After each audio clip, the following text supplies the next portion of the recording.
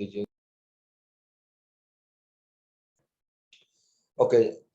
today we will start the second phase of this part, that is budgeting. So what is budgeting? There are a lot of definitions. It's a very simple definition. Budget is the process of allocating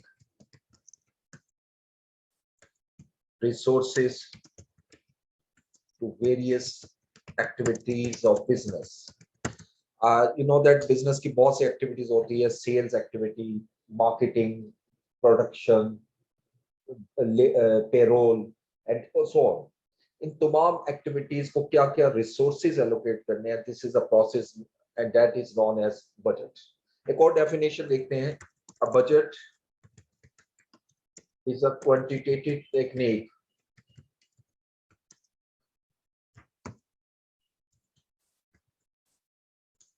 used to estimate the costs, revenues, and resources of an entity for specific period, and that specific period is normally considered as 1 year. अब एक साल के दौरान कितनी cost, एक ऐसी estimation जिसके अंदर आप ये एस्टिमेट लगाते हो कि तुम्हारी एक्टिविटीज पे, डिफरेंट एक्टिविटीज पे क्या कॉस्ट लगेगी, कितना रेवेन्यू जनरेट होगा और क्या रिसोर्सेज होंगे, उनको रिसोर्सेज कितने एलोकेट करने चाहिए, this is known as budget. ठीक है, so now come to the two things जो हमने पढ़ी लास्ट टाइम, फोरकास्टिंग और बजटिंग। तो थोड़ा सा ब्रीफली हम इसका डिफरेंस लेते हैं, difference between budgeting and forecasting। कि फोरकास्टिंग और बजट में क्या डिफरेंस है। एक चीज याद रखिएगा कि बजट और फोरकास्ट जो है ये दोनों एक दूसरे से इंटर रिलेटेड है। जैसे सीमा में एक मरतबा पास पेपर में उसने क्वेश्चन किया था कि budget is based on forecast and forecast is based on budget, can you elaborate it. तो बेसिकली ये एक दूसरे से रिलेट करते हैं, खासतौर पे बजट जो है वो फोरकास्टिंग से रिलेट करता है। First of all we have to forecast it and then on the basis of forecasting we have to prepare the budget. इसका मतलब है कि बजट जो है वो आपका बेस करेगा फोरकास्टिंग पर। अब इसकी थोड़ी सी हम डिस्कस अगर करें इनको दो हिस्सों में डिवाइड करके, तो what is forecasting and what is budgeting, in the basic difference क्या नजर आता है।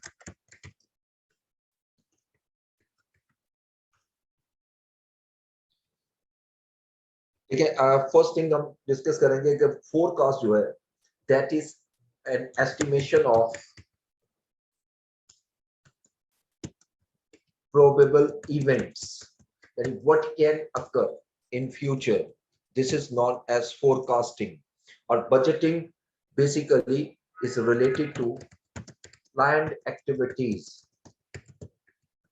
अब इन दोनों को मैं थोड़ा डिस्टिंग्विश करता हूं। फॉर एग्जांपल कि हम सेल्स को फोरकास्ट कर रहे हैं कि हम सेल कितनी यूनिट हम सेल कर सकते हैं।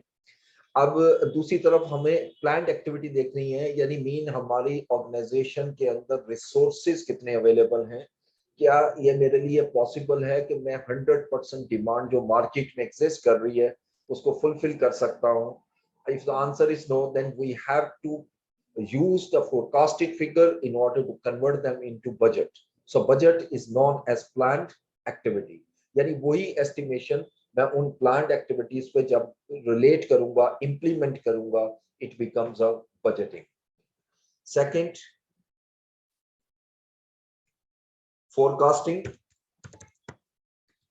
जो है that is results in planning, यानी forecasting जो है वो उसकी बेस पर हम प्लानिंग कर सकते हैं, जबकि planning results in budget.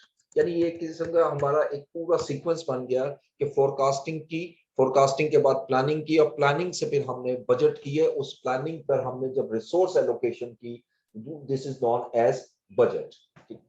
Forecast जो है that is known as tentative estimate only. यानी इसमें जस्ट हम टेंटेटिव एस्टिमेट लगाते हैं कि that can happen, this is the cost which can be used, like हम कहते हैं जी एक यूनिट को बनाने के लिए कितनी कॉस्ट लगनी चाहिए. So this is just an estimation, but according to our resources, according to our infrastructure, what should be the realistic cost of production, that is not as a budget. ठीक है, तो बजट जो है वो basically targeted target for the period बन जाता है. ठीक है, बजट को हम टारगेट कहते हैं, it is not an estimation.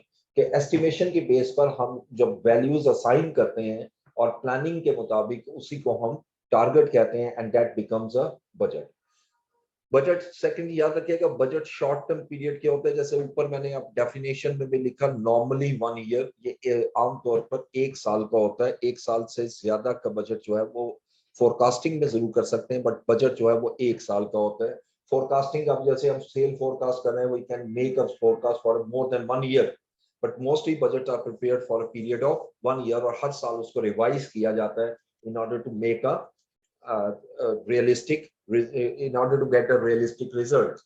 अब forecasting की अगर further बात करूं तो ये it is not a tool used for control purposes, क्योंकि forecasting का मकसद सिर्फ और सिर्फ values को forecast करना है, estimate लगाना है based on past data and on realistic values, जबकि budgeting properly serves as controlling tool. ठीक है, अब सिर्फ बजट बना देना काफी नहीं, बल्कि बजट के बाद उसकी इम्प्लीमेंटेशन के साथ ही हम कंट्रोलिंग शुरू कर देते हैं, that is known as controlling tool. ये बेसिक कुछ डिफरेंसेस मैंने लिखे कि what is the basic difference between forecasting and budgeting. Now what are the purposes of budget,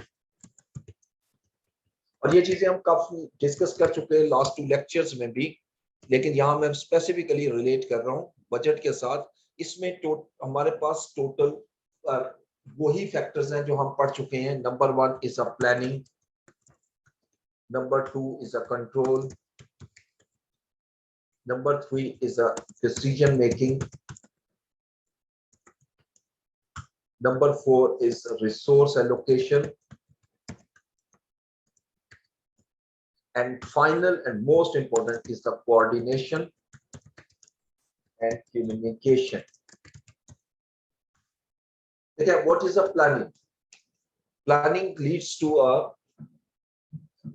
short term, you can say plans के short term में हम देखते हैं कि हमें किन किन activities को कैसे perform करना है, that is known. You need to do something before the start of work. बहुत सिंप्लीफाई करूं, किसी भी काम को करने से पहले उसके मुतालिक आप अपना एक पूरा प्लान बना लें, एक ऐसा एस्टिमेट बना लें कि कैसे होगा. लाइक आप स्टूडेंट्स के लिए अगर मैं ये कहूं कि you want to prepare for examination, तो obviously you have to prepare your own plan कि मुझे कितना कैसे काम करना है, कि एक वीक में मैंने कितना कोर्स कवर करना है, प्रैक्टिस कितनी करनी है. These are all the parts of planning, and this is known as planning. और याद रखिएगा, planning without planning nothing will be successful. जैसे मैंने पहले भी आपको कोट किया था, फ्रेसर ने यह कहा कि when there is no planning there shall be no development. Development के लिए, सक्सेस के लिए, रिजल्ट ओरिएंटेशन के लिए, रिजल्ट के लिए आपको प्लानिंग करनी पड़ेगी. अगर आप प्लान करते हैं, you will be successful in your life. Normal life के अंदर भी हमारी प्लानिंग होती है कि हमने किस तरह कौन सा काम किस वक्त करना है, एंड इवन आपके जॉब डिस्क्रिप्शन के अंदर भी ये बहुत मैटर करता है प्लानिंग, कि आपने आज के जितना भी काम है वो कैसे करना है. समटाइम वर्कलोड बहुत ज्यादा हो जाता है. अब उस वर्कलोड में अगर आपके पास प्लानिंग नहीं है, so it's very difficult to complete the work in the given span या given time period. अगर प्लानिंग होगी तो it becomes easier to fulfill the यानी आउटकम आप ले सकते हो और अपने टारगेट्स को इजीली अटेन कर सकते हैं. अच्छा, कंट्रोल. अब जैसे मैंने बताया कि what is control. Control is basically comparing the actual results with budgets. और कंट्रोल उसी वक्त स्टार्ट हो जाता है जब हम बजट को इम्प्लीमेंट करते हैं, यानी प्लानिंग करने के बाद जब हम उसको बजट में कन्वर्ट करते हैं, बजट बनता है, तो वहीं से हमारा कंट्रोल प्रोसेस शुरू हो जाता है कि क्या हम जो वर्क कर रहे हैं, क्या हमारी डायरेक्शन जो है वो करेक्ट है या डायरेक्शन ठीक नहीं है, यानी क्या हम उस सीक्वेंस में काम कर रहे हैं जो हमने प्लान किया था, क्या ये प्लान हमें हेल्प करेगा कि हमारे ऑब्जेक्टिव्स को अटेन कर सके हम। This is the most important area. और यहाँ पर हमने जैसे दो अप्रोचेस पढ़ी थी, डिस्कस की थी, एक फीडबैक कंट्रोल जिसको कहते हैं, और एक फीड फॉरवर्ड कंट्रोल।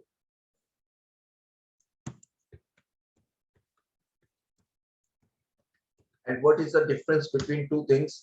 फीडबैक क्या है कि लाइक आपने एक यूनिट बनाना है, एक प्रोडक्शन बनानी है, 10 यूनिट्स आपने बनाने हैं, आपको एस्टिमेट दिया गया कि you have to make these 10 units in 5,000 rupees. ठीक है, ये आपका बजट है, यानी आपने इसको रिसोर्स एलोकेट कर दिया कि 10 यूनिट्स पे इतनी कॉस्ट आनी चाहिए। एक्चुअल कॉस्ट आपकी लगती है जी 5,200। सो ये जो डिफरेंस आ रहा है, ये जब मैंने रिजल्ट लेने के बाद उसको देखा कि ये कितना डिफरेंस आ रहा है और क्यों आ रहा है, this is known as feedback control. And what is the feed forward? कि किसी भी काम को कंप्लीट करने से पहले अगर हमें कुछ वेरिएशंस नजर आती हैं तो हमें उसको उस पे इम्प्लीमेंट करना चाहिए। लाइक एक हमारी बजट के अंदर ही अप्रोच होती है जिसको हम कहते हैं रोलिंग बजट। अब rolling budget is purely a feed forward approach. It is known as feed forward approach. अब रोलिंग बजट में क्या होता है कि लाइक मैंने जनवरी के मंथ का बजट बनाया, जनवरी का जो बजट है वो मेरा किसी भी एक आइटम का 60,000 रुपीज है। एक्चुअल रिजल्ट जो आते हैं वो 63,000 आते हैं। आप इसमें से रीजंस आइडेंटिफाई करते हो कि ये क्यों हो रहा है। आप कहते हैं कि it is major due to the inflationary factor, inflation की वजह से हो रहा है, एंड दैट इज अनकंट्रोलेबल। अगर अब मैं फरवरी का जब बजट बनाऊंगा, यानी फरवरी का जो बजट है उसको जब मैं रोल करूंगा, तो उसमें जो वैल्यूज असाइन करनी है उसको मुझे रिवाइज करना है। यानी जो ओरिजिनल बजट था, आप इस तरह कह लें कि ओरिजिनल बजट जो था वो हमारा इसका 70,000 था, और हम कहते हैं जी कि 5% इन्फ्लेशन हो चुकी है। तो जब मैं इस इन्फ्लेशन को इनकॉर्पोरेट करता हूँ, यानी इन्फ्लेशन एट 5%, जब मैं 5% इन्फ्लेशन इसके अंदर इनकॉर्पोरेट करता हूँ विच इज 3,500, तो मेरा रिवाइज बजट जो होगा दैट इज 3,500, 73,500। अब जब मैं फरवरी के एक्चुअल रिजल्ट से जब कंपेयर करूंगा तो ये जो इन्फ्लेशन वाला इंपैक्ट है इसका वेरिएंस नहीं आएगा। इस अप्रोच को हम नाम देते हैं फीड फॉरवर्ड अप्रोच, कि आप बजट को एक short period of time, short span के लिए कन्वर्ट करते हैं, और उस कन्वर्जन के बाद हम उसको, उसके अंदर जो चेंजेस आ रही हैं उसको इनकॉर्पोरेट करते हैं। So this is also known as rolling budget. It's not a pure rolling budget, वो तो एक डिटेल में हम डिस्कस कर सकते हैं, लेकिन अभी मैं सिर्फ फीड फॉरवर्ड अप्रोच को एक्सप्लेन करने के लिए थोड़ा सा आइडिया दिया कि किस तरीके से हम फीड फॉरवर्ड अप्रोच जो है वो अटेन कर सकते हैं। अब मैं अगर आपकी एग्जाम प्लान की बात करूं, यानी आपने अपने एग्जामिनेशन प्लान बनाया और first week ending, like let's say today's date ले लेते हैं 29 जनवरी 2022, आपने कहा जी कि मैंने चैप्टर नंबर 1 जो है वो कंप्लीट करना है इस वीक के एंड तक। अब जिस वक्त ये वीकेंड होता है तो आप एक्चुअली देखते हो तो एक्चुअल रिजल्ट्स आपको आते हैं कि आप 75% ऑफ चैप्टर जो है 1 वो कंप्लीट कर चुके हैं। यानी इट मींस कि you are unable to complete the target in this week. अब यहाँ पर हमारी डेफिशिएंसी की अगर बात करूं तो हमारे पास 25% ऑफ द चैप्टर 1 जो है वो हमारी डेफिशिएंसी आ रही। अब इस डेफिशिएंसी को कैसे रिमूव किया जाए? लाइक अगर आपने सेकंड वीक का बजट बनाया हुआ है एंडिंग 7 फरवरी 5 फरवरी 2022, आपने कहा जी मैं इसमें चैप्टर 2 कंप्लीट करूंगा, that is the original budget. ठीक है, लेकिन अब मुझे इसको रिवाइज करना पड़ेगा एस्टिमेट को, बिकॉज अगर मैं उस डेफिशिएंसी को वहीं पे छोड़ दूं और सिर्फ चैप्टर 2 की तरफ जाऊं तो ऑटोमेटिकली मेरा टारगेट जो है, जो अल्टीमेट टारगेट है कि सपोज मैंने मार्च तक ये सारा चैप्टर कोर्स कंप्लीट करना है, it can not be completed. इसलिए मुझे रिवाइज करना पड़ेगा और अब उसमें चैप्टर 2 के साथ 25% डेफिशिएंसी जो है वो उसमें ऐड करूंगा मैं, ताकि वो जो कमी रह गई है वो इसी वीक में मैं कंप्लीट कर सकूं, ताकि मेरा जो ओवरऑल टारगेट है, लाइक ओवरऑल टारगेट जो है मेरा, वो अगर मार्च है तो मैं मार्च तक उसको कंप्लीट कर सकूं। ठीक है, तो this approach is known as feed forward approach. लेकिन फीड फॉरवर्ड में भी एक पोर्शन जो है वो फीड बैक कंट्रोल का भी हमें नजर आता है। जैसे चैप्टर 1 जब मैंने कंप्लीट किया, इसको जब एक्चुअल रिजल्ट से कंपेयर कर रहा हूं, तो this is known as feedback approach. यानी फीड फॉरवर्ड अप्रोच में फीडबैक और फीड फॉरवर्ड दोनों कॉम्बिनेशन में चलते हैं। ठीक है, तो दैट इज व्हाई कि this is known as best approach, feed forward approach. उसके बाद फिर थर्ड हमारा एलिमेंट बजट में क्या आता है, डिसीजन मेकिंग। और डिसीजन मेकिंग प्रोसेस जो है ये थ्रू आउट प्रोसेस रहता है। यानी इवन दैट कि when we are preparing the budget, at the time of preparing the budget, जब हम रिसोर्स एलोकेट करते हैं, एट दैट टाइम हम डिसीजन ले सकते हैं कि हमें इस वक्त एक न्यू अपॉर्चुनिटी आ रही है, ये न्यू हमारे पास ऑप्शन अवेलेबल है, तो हम उसकी तरफ भी मूव कर सकते हैं। तो लेकिन जब हम एक डिसीजन एक और लेते हैं कि जब हम इम्प्लीमेंटेशन लेते हैं और जो हमारे रिजल्ट्स हैं वो वेरिएट कर रहे होते हैं, बजट की प्लानिंग से थोड़ा सा डिफर कर रहे होते हैं, तो उस टाइम भी हम अपने डिसीजंस लेते हैं ताकि हमारे टारगेट को अटेन किया जा सके। और डिसीजन मेकिंग में आप पहले भी और सब्जेक्ट्स में पढ़ चुके हो, there are 3 type of decisions that are known as strategic level decisions, जो टॉप लेवल मैनेजमेंट करती है, टैक्टिकल मिडिल लेवल मैनेजमेंट को जो डिसीजन लेने होते हैं, और ऑपरेशनल जो डे टू डे एक्टिविटीज से रिलेट करते हैं, उस पे जो डिसीजन मेकिंग है, that is known as operational decision making. अच्छा, अब रिसोर्स एलोकेशन बेसिकली क्या है कि जैसे मैंने बजट की जब पहली डेफिनेशन आपसे ऊपर डिस्कस की थी कि budget is a process of allocating resources to the various activities of a business, तो resource allocation is also known as budget. तो अब मैंने जब बजट बनाया उसको डिवाइड किया वेरियस एक्टिविटीज में, various functions of the organisation, और उस पे प्लान करने के बाद जब मैं उसको रिसोर्स एलोकेट करूंगा, that is also a part of budget. यहां पर एक चीज बहुत इंपॉर्टेंट होती है, that are conflicts within the organization. यानी मैनेजर्स के दरमियान कॉन्फ्लिक्ट्स आते हैं, और इन कॉन्फ्लिक्ट्स का आना एक पॉजिटिव है अगर वो बेहतरी के लिए हो, लेकिन अगर क्रिटिसिज्म के लिए हो तो कोई भी चीज बेटर नहीं होती। तो अगर ये कॉन्फ्लिक्ट्स आते हैं तो उस पर बेहतर डिस्कशन करके एक फेवरेबल आउटकम निकाला जा सकता है। और अगर कहीं कॉन्फ्लिक्ट्स रिमूव ना हो तो टॉप लेवल मैनेजमेंट की जो डिसीजन है, that shall be considered as final decision. But resource allocation is the process of allocating the resources allocation to various functions or activities of business। अच्छा, जब budget का एक जो बेसिक और purpose होता है, ऑब्जेक्टिव होता है, that is the most important objective, to create a coordination and communication between the departments. अब सम टाइम डिपार्टमेंट्स के दरमियान भी कॉन्फ्लिक्ट स्टैंड करते हैं।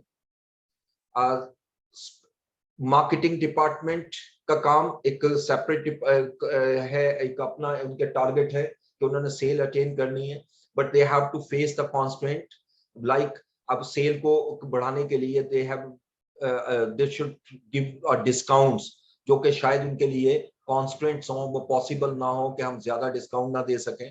इसके लिए ऑर्गेनाइजेशन के लिए, ऑर्गेनाइजेशन में बजट जो है वो हमारा एक कोऑर्डिनेशन क्रिएट करता है, और कम्युनिकेशन प्रोसेस जो है वो स्ट्रॉन्ग रहता है। बेसिकली जब हम बजट बनाते हैं तो बजट में सबसे पहले हमारे पास बजट कमेटी होती है। ये थोड़ा सा ब्रीफली मैं डिस्कस करूंगा, बहुत इंपॉर्टेंट एरिया है। जब हम बजट कमेटी बनाते हैं तो budget committee actually comprises of managers and head of departments of various departments. यानी मुख्तलिफ डिपार्टमेंट्स के जो है वो हेड्स या आपके आप कह लें जो मैनेजर्स हैं वो इस प्रोसेस का हिस्सा बनते हैं, और इसीलिए हम उसको बजट कमेटी कहा जाता है। और यहाँ पर जो हम बजट की अप्रोच यूज करते हैं वो पार्टिसिपेटिव अप्रोच कहलाती है, क्योंकि हम यहाँ पर तमाम के तमाम लोगों को इन्वॉल्व कर रहे हैं, पार्टिसिपेट कर रहे हैं। They are independent to give their opinion, और उन ओपिनियंस पर डिस्कशन के बाद एक फेवरेबल और फ्रूटफुल रिजल्ट जो है वो हम सामने ले आते हैं। और जिसमें चूंकि हमारे मैनेजर्स जो हैं वो चूंकि इस पूरे प्रोसेस में इन्वॉल्व होते हैं, they can better understand the meaning of budget. और इवन जो बजट मैनुअल इसके बाद बनता है वो जिसके अंदर तमाम जो बजट अप्रूव होता है उसकी कंप्रीहेंसिव डिटेल होती है, तो बजट मैनुअल को ज्यादा बेहतर कम्युनिकेट कर सकते हैं वो अपने सब ऑर्डिनेट को। ये सारा उसी वक्त मुमकिन होता है जब हमारा बजटिंग प्रोसेस होता है। ठीक है, अब बजट जो है, मैं अब मेन एरिया की तरफ आऊंगा जो एग्जामिनेशन में सबसे ज्यादा आता है, प्रिपरेशन ऑफ बजट्स। बजट्स को हम दो कैटेगरीज में डिवाइड करते हैं।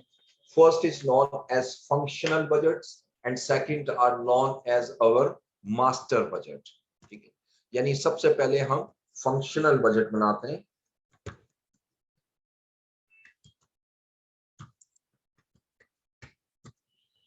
और देन फिर हमारे master budget. What are the functional budget? The budgets related to each function of the business or department of business is known as functional budget. ठीक है, अब इस बजट की एक तरतीब है फंक्शनल बजट की, उसको अभी मैं डिस्कस करूंगा। और मास्टर बजट को हम बहुत सिंप्लीफाई कहते हैं, the summarization of all budgets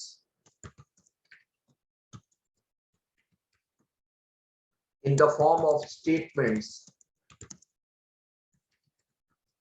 known as master budget। बल्कि कुछ बुक्स में पढ़ोगे तो एक वर्ड होता है कि combination of all budget is known as master budget. Basically ये जितने फंक्शन बजट बने हैं, अब फंक्शन बजट में देखें आपने सेल बजट भी बनाया, आपने प्रोडक्शन बजट भी बनाया, रॉ मटेरियल यूसेज बजट भी बनाया, रॉ मटेरियल परचेज बजट भी उसका हिस्सा है, डायरेक्ट लेबर बजट है, वेरिएबल प्रोडक्शन ओवरहेड बजट है, फिक्स प्रोडक्शन ओवरहेड बजट है, इन्वेंट्रीज बजट है। ये जितने भी मैं बजट के नाम ले रहा हूँ, all these are known as functional budget. अब इन तमाम बजट्स को जब मैं कंबाइन करूंगा, एक समराइज रिपोर्ट में लाता हूँ, this is known as master budget. For example मैं आपसे कहता हूँ कि आप मुझे मैन्युफैक्चरिंग कॉस्ट बजट बना दो। अब मैन्युफैक्चरिंग कॉस्ट बजट के लिए मुझे फंक्शनल बजट में जाना पड़ेगा, और इसके लिए मुझे डायरेक्ट मटेरियल बजट चाहिए, लेबर बजट चाहिए, वेरिएबल प्रोडक्शन ओवरहेड बजट चाहिए, फिक्स प्रोडक्शन ओवरहेड बजट चाहिए। इन चार बजट्स को जब मैं कंबाइन करता हूं और कंबाइन करके एक स्टेटमेंट में फॉर्म में कन्वर्ट करता हूं, it becomes a cost of goods manufacturing budget, और ये बजट जो है वो मेरा मास्टर बजट बनेगा। ठीक है, तो इसमें अब कौन कौन से बजट हैं जरा इसकी तरफ आते हैं। तो फंक्शनल बजट्स में हम डिस्कस करेंगे, सबसे पहले जो डिस्कस करेंगे ऑब्वियसली वो सेल्स बजट है, कि हम सेल बजट कैसे बनाते हैं। देन प्रोडक्शन बजट बनाएंगे। Third, raw material purchase budget. Number 4, raw material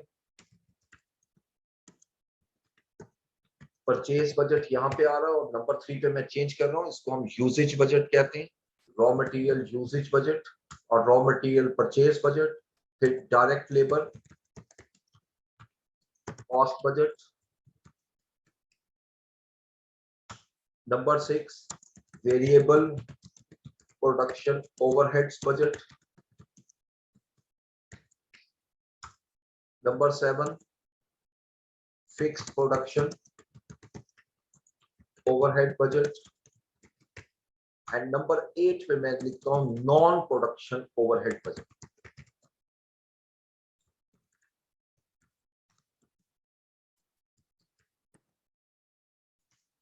जिसके अंदर सेलिंग बजट भी आएगा, मार्केटिंग भी, डिस्ट्रीब्यूशन भी, एडमिनिस्ट्रेशन भी।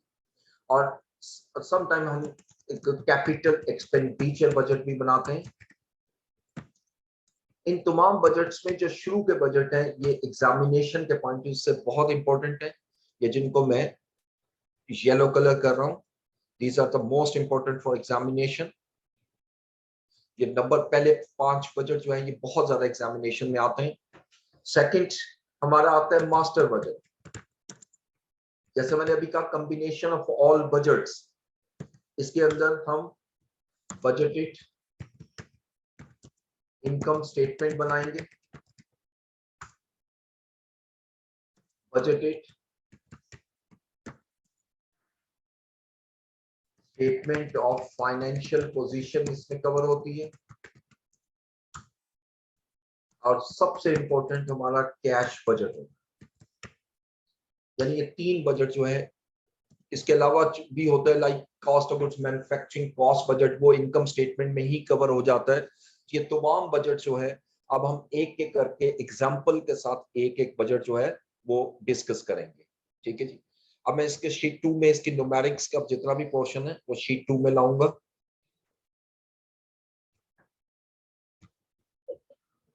जब भी हम बजट बनाते हैं तो सबसे पहला प्रोसेस जो है हमारा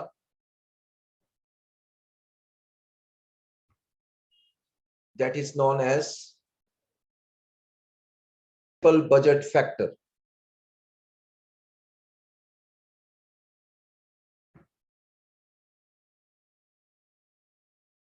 ठीक है जी। सबसे पहले हम बनाएंगे प्रिंसिपल बजट फैक्टर। जब भी हम कोई बजट बनाते हैं तो सबसे इंपॉर्टेंट चीज होती है हमारे पास principal budget factor. What is principal budget factor? Principal budget factor is defined as any factor which limits the organization to produce more units, जिसको हम दूसरे लफ्जों में लिमिटिंग फैक्टर भी कह सकते हैं। ठीक है। अब देखें आपने सबसे पहले जो है नॉर्मली देखना होता है कि मेरे बिजनेस के अंदर कॉन्स्ट्रेंट्स क्या हैं। These constraints are known as principal budget factor। अब इन कॉन्स्ट्रेंट्स में आपकी प्रोडक्शन कैपेसिटी भी हो सकती है। तो हो सकता है आपने फोरकास्टिंग की हो और फोरकास्टिंग में हम ये देख रहे हैं कि हम इसमें 80,000 लेट से 80,000 यूनिट जो है हम सेल कर सकते हैं, जबकि दूसरी तरफ जो हमारी प्रोडक्शन कैपेसिटी एग्जिस्ट कर रही है वो हम 80,000 यूनिट उस पर नहीं बना सकते, हम 70,000 बना सकते हैं। तो it has created a constraint. Material availability might be another constraint. ठीक है।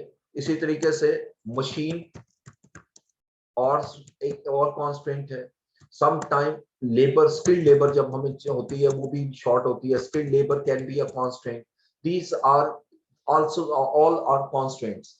इनको आइडेंटिफाई करने के बाद सबसे पहला बजट जो हम बनाते हैं that is known as sales budget, and this is the most easiest budget, sales budget. Sales budget हम बनाते वक्त क्या करते हैं, फॉर ईच प्रोडक्ट, हर प्रोडक्ट के लिए हमें यूनिट्स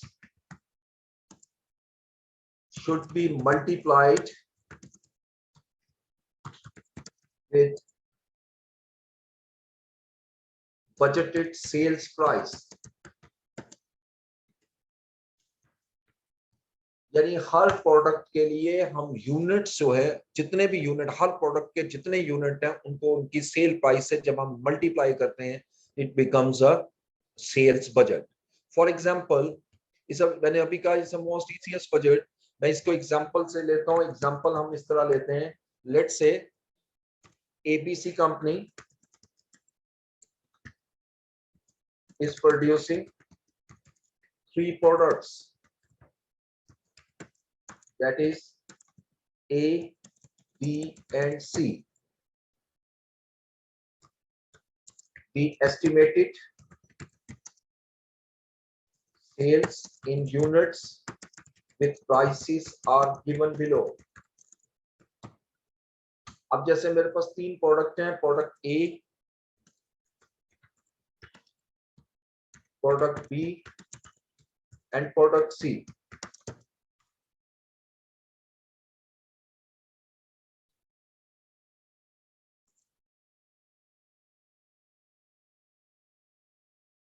अब प्रोडक्ट ए की हम अज्यूम करते हैं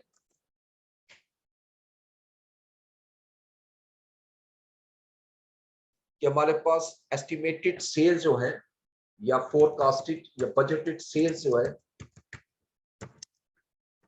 इन यूनिट्स, प्रोडक्ट ए के हम कह रहे हैं जी कि हमारे पास पूरे साल में 65,000 यूनिट सेल हो सकते हैं, बी के 20,000 और सी के 17,000 और बजटेड सेल्स प्राइस हमें दी होती है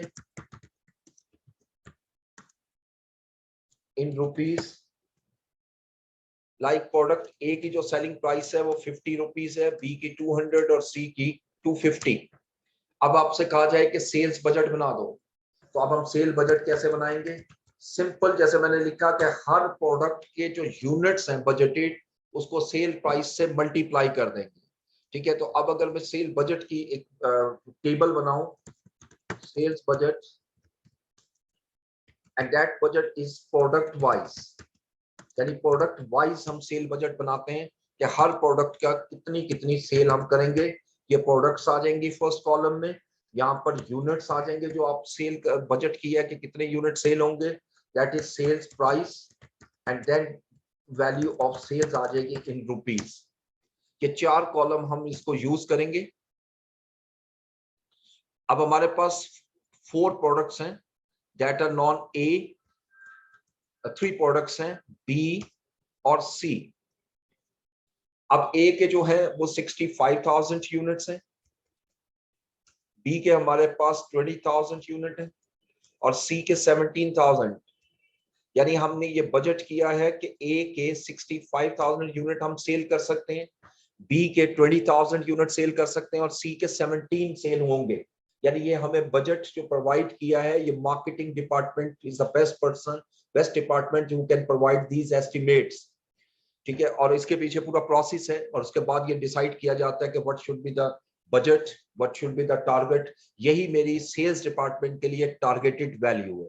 this budget can be a 1 month for 1 month और अप टू 1 ईयर। मैंने इसमें पीरियड नहीं लिखा, इसको कोई भी पीरियड हम ले लेंगे। इनकी सेल प्राइस हमें क्वेश्चन में दी हुई है 50 रुपीज, 200 एंड 250। जब इसको मैं मल्टीप्लाई करूंगा सेल्स प्राइस से, तो ये हमारी सेल कैलकुलेट हो गई प्रोडक्ट ए की, यानी 3.25 मिलियन जो है वो हमारी सेल होगी, बजटेड सेल होगी प्रोडक्ट ए की। 4 मिलियन की बजटेड सेल प्रोडक्ट बी और 4.25 मिलियन प्रोडक्ट सी की। अब इन तीनों को सेल सम करें तो 11.5 million is the budgeted sales. ये याद रखिएगा कि यूनिट्स को टोटल नहीं किया जाता बजट, यानी जो सेल्स के यूनिट्स हैं उसको हम कभी भी प्लस नहीं करते। उसकी बेसिक रीजन सिर्फ इतनी सी होती है कि यहाँ पर जब हम यूनिट्स को प्लस करेंगे तो नेचर ऑफ प्रोडक्ट्स हमें अलाउ नहीं करती कि हम यूनिट्स को प्लस कर सकें। लेकिन अमाउंट चूंकि सबकी होती है तो इसलिए अमाउंट में हमें कोई इशू नहीं होता कि हर एक आइटम जो है वो हमारी एक वैल्यू में कन्वर्ट हो जाती है, तो लिहाजा हम इजिली उसको मल्टीप्लाई करके सम कर सकते हैं। सो दिस अमाउंट जो 11.5 मिलियन है वो इस साल का बजट होगा अगर मैं एनुअल बजट कहूँ। ठीक है जी। अब सम टाइम एग्जामिनर आपसे एनालिटिकल सेल्स वैल्यू बजट भी मांगता है, यानी बेसिकली वहां पर आपसे एरिया वाइज या किसी और फॉर्म में भी बजट रिक्वायर कर सकता है। इसको बजट को हम एनालिटिकल सेल्स बजट कहते हैं। What are analytical sales budget? Is the budget which is further explained in different या from different perspective।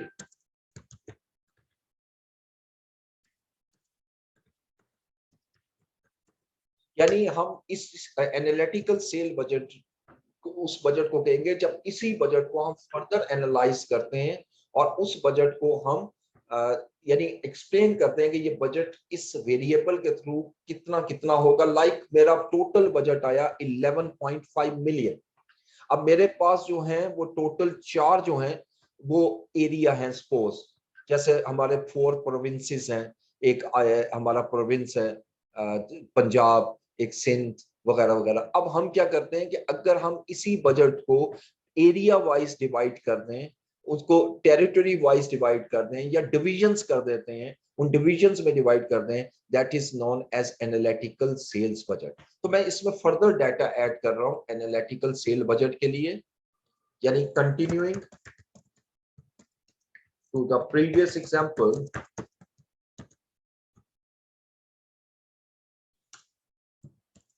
following data is relevant for analytical sales budget.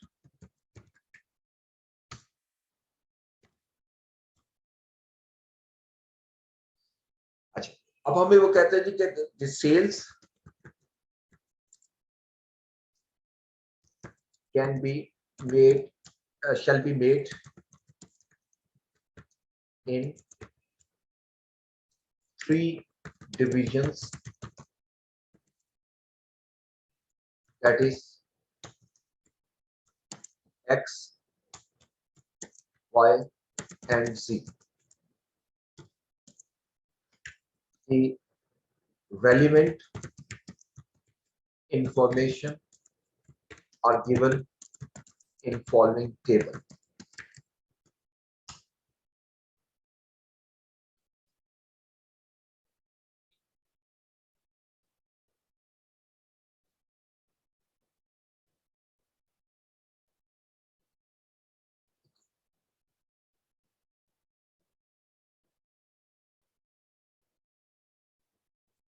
Okay ji.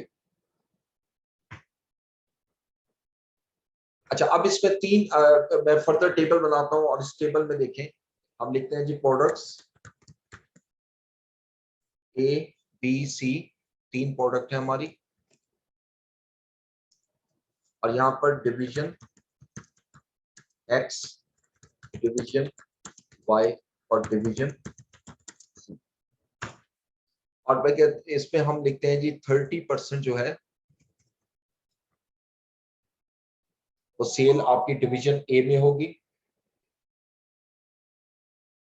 20% cell division B में और 50% sale division sorry product C की division X में होगी। Division Y में 50% sale, division Y में 40% product B की होगी डिवीजन वाई में, और 10% डिवीजन वाई की प्रोडक्ट सी की सेल होगी। और इसी तरह डिवीजन जी में 30, 45 एंड 25। अब हमें वो कहता है जी कि prepare division wise and product wise sales revenue budget.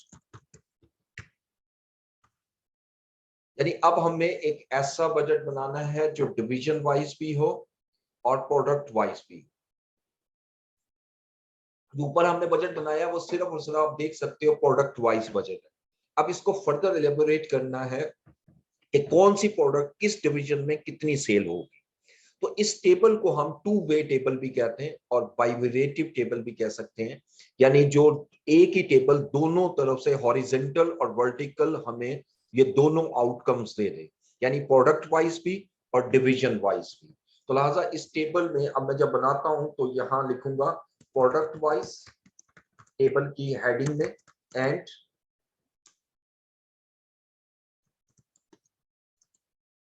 Division wise sales budget. तो प्रोडक्ट्स हम यहां ले लेते हैं जिस तरह पहले लिए, और यहां पर अब मैं डिवीजन एक्स, डिवीजन वाई और डिवीजन सी करूंगा और एंड पे फिर टोटल का कॉल होगा। यानी ये जो आपने सेल निकाली हुई है ऊपर 3.25 मिलियन प्रोडक्ट ए की, 4 मिलियन प्रोडक्ट बी की, 4.2 मिलियन प्रोडक्ट सी की, ये हमारी अब भी आएगी लेकिन टोटल कॉलम में। उस टोटल को हम डिवाइड करेंगे डिफरेंट कैटेगरीज में कि कितनी कितनी आपकी कैटेगरी में ये डिवाइड होंगी। ये मैं जरा परसेंटेज ठीक कर लूं, जरा इसमें थोड़ा सा इशू रह गया।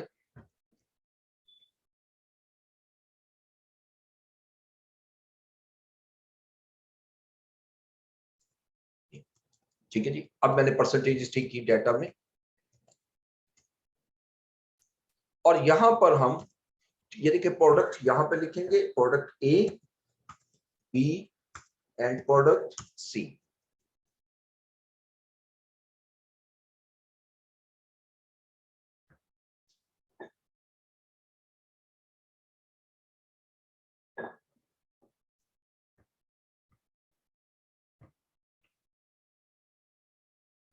ओके, अब आइएगा इसमें वैल्यू पुट करेंगे। लेट्स सी, देखिए हमारे पास जो टोटल यूनिट्स हैं जो सेल हुए हैं वो 65,000 है। अब इसकी कैलकुलेशन जरा ध्यान दें कि एक नहीं है क्योंकि यहाँ यूनिट्स का कॉलम नहीं है, सिर्फ रुपीस का कॉलम है। ये सिर्फ रुपीस में बना रहा हूँ, और सेल्स यहाँ पर अगर मैं और क्लियर कर दूं, सेल रेवेन्यू बजट। ठीक है, अब इसमें हम क्या करेंगे जी, देखें अब ऊपर वाली टेबल अपनी जगह उसको नहीं मैं लूंगा, सिर्फ डाटा लेंगे हम जो हमें चाहिए कि प्रोडक्ट ए के 65,000 यूनिट सेल होंगे। ठीक है, ये मैं यहाँ पर वर्किंग बनाऊंगा, वर्किंग नंबर 1 प्रोडक्ट ए। ये इन डेप्थ में यानी डिटेल में आपको बना के दिखा रहा हूं। अब प्रोडक्ट ए के जो टोटल यूनिट्स हैं जो हम सेल करेंगे, जो बजटेड यूनिट्स हैं, वो हमारे पास 65,000 है जो हमें क्वेश्चन के अंदर गिवन है। ठीक है, अब मैं इसको डिवाइड करूंगा 3 डिविजन्स में। डिवीजन एक्स में हमारे पास प्रोडक्ट ए के 30% यूनिट सेल होंगे, 30%। तो मैं क्या करता हूं, यूनिट्स का 30% लूंगा, 19,500। ये डिवीजन एक्स की सेल आ गई, यानी डिवीजन एक्स में मैं 1900 यूनिट सेल करूंगा। डिवीजन वाई में हमारी जो टोटल सेल होगी वो 50% होगी इस प्रोडक्ट की, that is equal to 65,000 into 50%, 32,500। Division सी की 20% सेल होगी, ये हमारा बजट है कि 20% यूनिट जो है वो हम सेल करेंगे डिवीजन सी में। और ये याद रखिएगा इन तीनों को अगर मैं टोटल करूंगा, ये मैं एक छोटा सा बॉक्स बनाता हूं, ये देखिए इन तीनों को टोटल करूंगा तो ये टोटल यूनिट्स के इक्वल ही आएंगे। ठीक है, यानी इसी को मैंने स्प्लिट किया कि डिवीजन एक्स में कितने सेल होंगे, डिवीजन वाई में कितने सेल होंगे, और डिवीजन जी में कितने सेल होंगे। अब सेल प्राइस तो इसकी प्रोडक्ट ए की 50 रुपीज है। जब मैं इन सबको 50 रुपीज से मल्टीप्लाई कर दूंगा, चलिए कॉलम में समझाने के लिए सेल्स प्राइस भी बना देता हूँ, और सेल्स प्राइस हमारी 50 है, चाहे मैं किसी भी डिवीजन में सेल करूं। तो अब मेरे पास सेल्स आ जाएगी, जब मैं इसको मल्टीप्लाई करूंगा 19,500 इंटू 50, 3,200 इंटू 50, 13,000 इंटू 50। ये मेरी एरिया या डिवीजन वाइज सेल आ गई, और ये सेल जो है वो मैं यहाँ लिंक करूंगा। 975 डिवीजन एक्स में सेल होगी, प्रोडक्ट ए की अभी सिर्फ कैलकुलेशन की है। इसी तरीके से डिवीजन वाई की सेल 1.625 मिलियन होगी, और डिवीजन सेल की सेल 650,000 होगी। और याद रखिएगा एग्जामिनेशन में जिस वक्त आप ये कैलकुलेशन करते हो तो यहाँ पर रेफरेंस जरूर देना है कि मैंने ये कैलकुलेशन वर्किंग 1 में की। ओके, अच्छा अब इसके बाद हमने ये जो तीनों कैलकुलेट किए हैं वैल्यूज आपके सामने एक दफा फिर रिवाइज करता हूँ कि डाटा के मुताबिक 30% जो प्रोडक्ट ए है वो डिवीजन ए में सेल होगी, 50% डिवीजन वाई में, और 20% डिवीजन जी में। तो ये टोटल सेल जो है ए की वो 65,000 यूनिट है। इसका 30% मैंने कैलकुलेट करके डिवीजन एक्स में लिखे यूनिट्स, 32,500 50% डिवीजन वाई में, 13,000 डिवीजन सी में, और उसके बाद सेल प्राइस से मल्टीप्लाई करके सेल निकाल ली और वो डिवीजन वाइज मैंने इसमें लिख दी। अब इसके बाद हम इसको टोटल करेंगे, जब टोटल करते हैं तीनों को तो ये टोटल एग्जैक्टली वही आएगा जो ऊपर हमने सेल बजट में बनाया, 3.25 मिलियन। सेम इसी तरह अब मैं वर्किंग स्टार्ट करूंगा प्रोडक्ट बी की, ठीक है जी। अब वर्किंग 2 ऑफ प्रोडक्ट बी, ठीक है। अब इसके टोटल यूनिट्स कितने हैं ये हम देख सकते हैं कि टोटल यूनिट बी के जो है वो 20,000 है, और टेबल हमें ये बता रही है कि प्रोडक्ट बी जो है उसके 15% यूनिट जो है वो सेल होंगे डिवीजन एक्स में, 40% डिवीजन वाई में, और 45% डिवीजन जी में। तो इसी को मैं यहाँ कॉपी करता हूं और परसेंटेजेस चेंज कर लेते हैं हम। डिवीजन एक्स में हमारे जो यूनिट सेल होंगे as per the above table वो 15% है, डिवीजन वाई में 40%, डिवीजन जी में 45%। तो इन यूनिट्स का ये जो मैंने टोटल यूनिट लिखे हैं 20,000, जिसको मैं बोल्ड करता हूं दिस वन, इसको 3 हिस्सों में डिवाइड कर देंगे। यानी 20,000 यूनिट्स में से 15% यूनिट जो हैं जो कि आपके 3,000 हैं वो डिवीजन एक्स में सेल होंगे। 20,000 के 40% यूनिट्स 8,000 डिवीजन वाई में सेल होंगे, और 20,000 के 45% डिवीजन सी में सेल होंगे। और अगर इन तीनों को प्लस करें तो आंसर वही 20,000 आएगा। अब इसकी सेल प्राइस जो है वो हमने क्वेश्चन में देखते हैं, हमने कितनी दी हुई थी पिछले क्वेश्चन में, यानी प्रीवियस एग्जांपल में, क्योंकि उसी को कंटिन्यू किया। ये 200 है, यानी सेल प्राइस जो है वो 200 है, चाहे मैं डिवीजन एक्स में सेल करूं, वाई में या जी में। अब इसको जब मल्टीप्लाई करूंगा, that is the value of sales. 600,000 division X में सेल होगी, 1.6 मिलियन डिवीजन वाई में, 1.8 मिलियन डिवीजन जी में। अब इसको भी हम उसी तरह रेफरेंस देंगे वर्किंग नंबर 2 का, और डिवीजन एक्स की सेल जो है वो एक्स के कॉलम में ले आएंगे, डिवीजन वाई की सेल 1.6 मिलियन और डिवीजन जी की सेल 1.8 मिलियन। यानी इसने एलेबोरेट कर दी उस सेल को।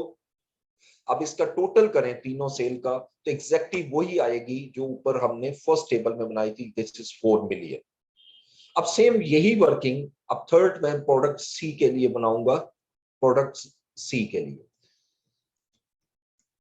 दैट इज वर्किंग सी। हम इसको एक ही दफा कॉपी कर लेंगे, फार्मूले लगे हुए हैं तो वो खुद ही कैलकुलेट कर देगा। प्रोडक्ट सी, अब प्रोडक्ट सी की जो परसेंटेज है डिवीजन वाइज वो 50%, 10% और 40% है। तो मैं इसको 50% कैलकुलेट करूंगा, सेकंड 10% एंड देन 40%। अब टोटल यूनिट सी के हमने कितने सेल किए हैं ये ऊपर देखिएगा। सी के टोटल यूनिट जो सेल किए हैं वो 17,000 सेल करेंगे, बजट हमें ये कहता है। अब इसकी परसेंटेजेस हम चेंज कर देते हैं। 17,000 के 50% यूनिट 8,500 जो है वो डिवीजन एक्स में सेल होंगे। 17,000 के 10% यानी 1,700 यूनिट डिवीजन वाई में सेल होंगे, और 17,000 के 40% डिवीजन सी में सेल होंगे। और इसको ये 44 नहीं है, 40% है, और इन तीनों को प्लस करता हूं, ये बार में देख सकते हो कि 17,000 सम्मान, ठीक है। और इसकी सेल प्राइस हम यहां से लेंगे, देखें 250, सी की सेल प्राइस 250 है। मैं सिर्फ सेल प्राइस चेंज करूंगा, चूंकि फॉर्मूला लगा हुआ है ये खुद ही वैल्यू कैलकुलेट कर देगा। और इन वैल्यूज को मैं यहां लाता हूं, ये डिवीजन एक्स की सेल, डिवीजन वाई की सेल 425,000 और डिवीजन जी की सेल 1.7 मिलियन। अब इन तीनों को प्लस करें तो एग्जैक्टली प्रीवियस टेबल के इक्वल आएगा 4.25 million. So in simple word, ये मैं बोल्ड कर रहा हूं टोटल के कॉलम को, ये जो हमने पहली टेबल बनाई थी सिंपल सेल बजट जो बनाया था, एनालिटिकल बजट में हमने उसको फर्दर एक्सप्लेन कर दिया कि ये सेल जो है ये डिवीजन वाइज कितनी होगी। और अगर मुझे डिवीजन वाइज टोटल चाहिए तो कॉलम, हर कॉलम का मैं टोटल कर लूंगा।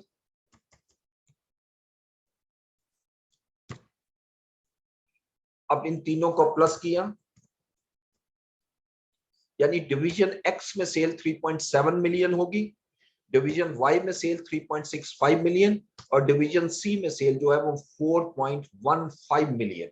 ठीक है, अब मैं इसको चाहे हॉरिजेंटल टोटल करूं या वर्टिकल, तो ये टोटल एग्जैक्टली वही आएगा, यानी 11.5 मिलियन जो आपने ये प्रीवियस टेबल में निकाला था।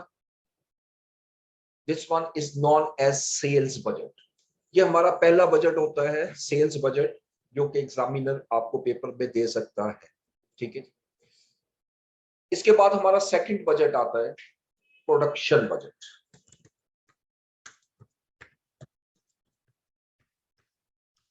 ये तो हमने एस्टिमेट लगाया कि हमारे प्रोडक्ट ए के 65,000 यूनिट पूरे साल में सेल होंगे, प्रोडक्ट बी के 20,000 यूनिट सेल होंगे और प्रोडक्ट सी के 17,000 यूनिट सेल होंगे।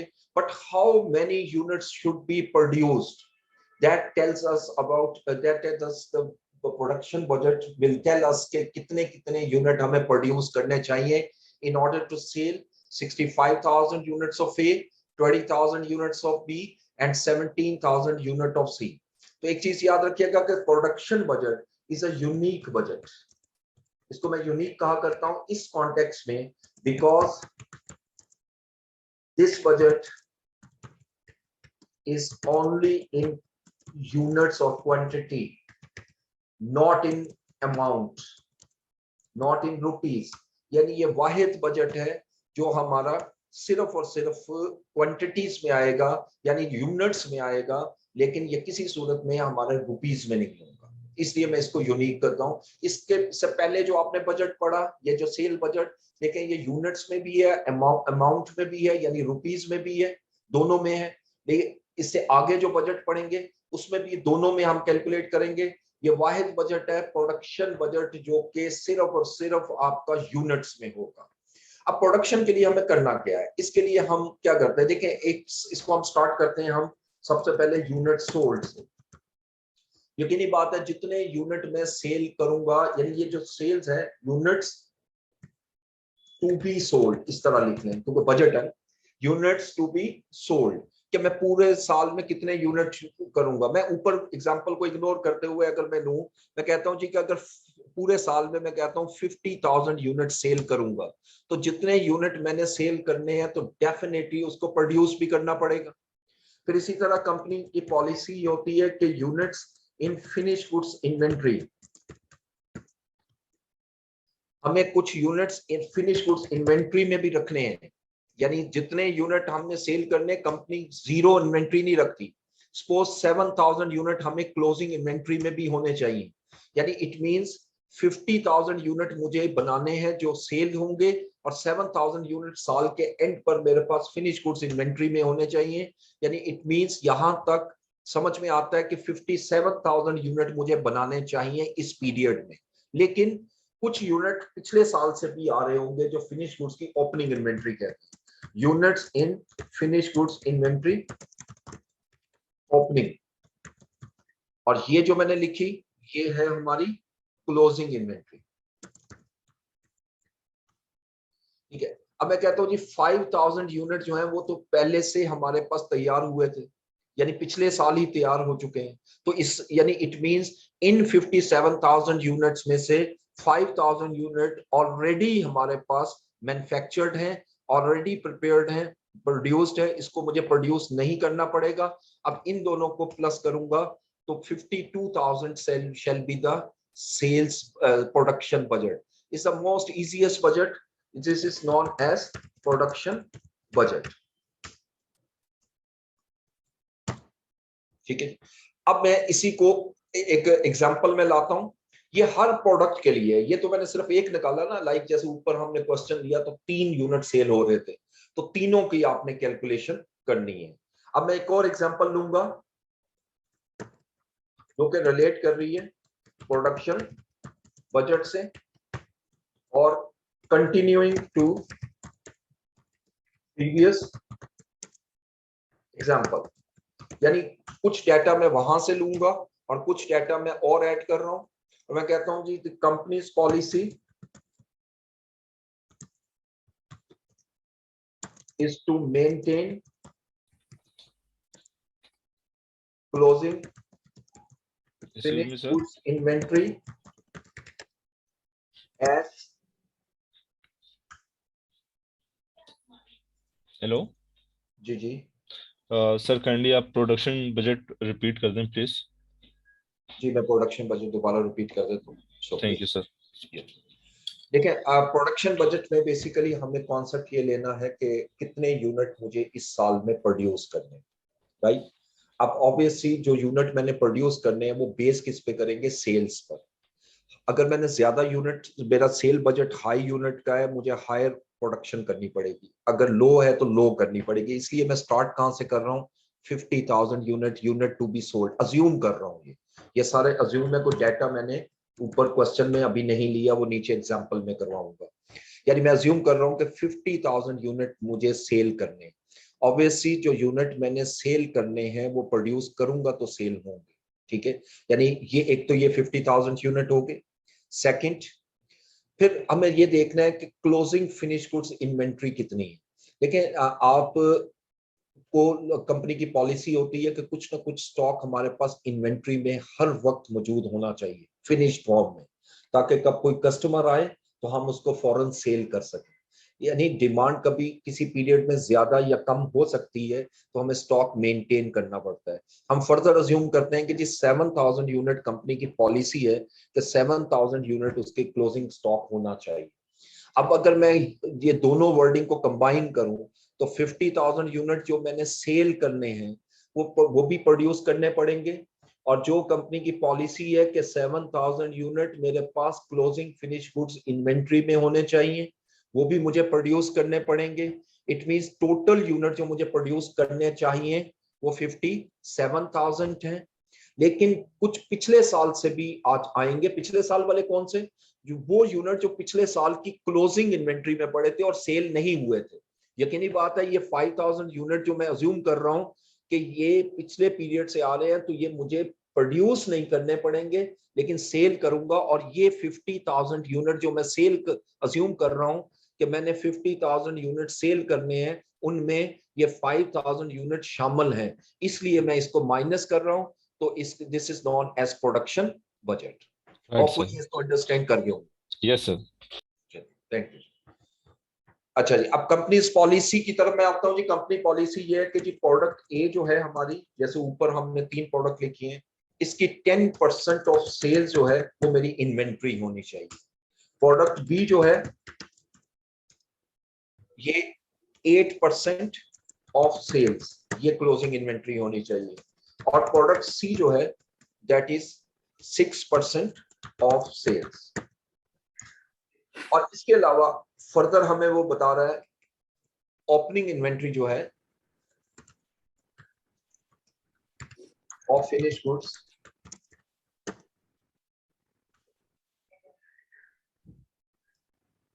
वो प्रोडक्ट ए बी सी तीनों की हमें उसने बताई। ये क्वेश्चन में दे रहे हैं कि प्रोडक्ट ए की जो ओपनिंग इन्वेंट्री है वो हमारे 5,000 यूनिट है। प्रोडक्ट बी की जो ओपनिंग इन्वेंट्री है वो 1,800 यूनिट है। और प्रोडक्ट सी की ओपनिंग इन्वेंट्री जो है वो 1,250 है। यानी मीन ये वो यूनिट है जो आपने पिछले साल कंप्लीट किए थे, प्रोड्यूस किए थे, लेकिन पिछले साल सेल नहीं हुए। तो ये याद रखिएगा कि जो इस साल आपने यूनिट सेल करने हैं उसमें ये इंक्लूड है। तो अब इसकी रिक्वायरमेंट मैं लिख रहा हूं, यानी क्वेश्चन की रिक्वायरमेंट ये है कि prepare product wise production budget. और जैसे मैंने ऊपर यूनिकनेस लिखी थी कि ये वाहिद बजट है जो सिर्फ यूनिट्स में होता है, इसका अमाउंट से, रुपीज से कोई ताल्लुक नहीं है, ठीक है। तो अब मैं इसका जब सॉल्यूशन करूंगा, जब सॉल्व करना शुरू करूंगा, तो सबसे पहले हम टेबल में आएंगे, एक टेबल बनाएंगे छोटी सी। उस टेबल में ऊपर मैं हेडिंग देता हूं प्रोडक्शन बजट, जो कि हमारा प्रोडक्ट वाइज है।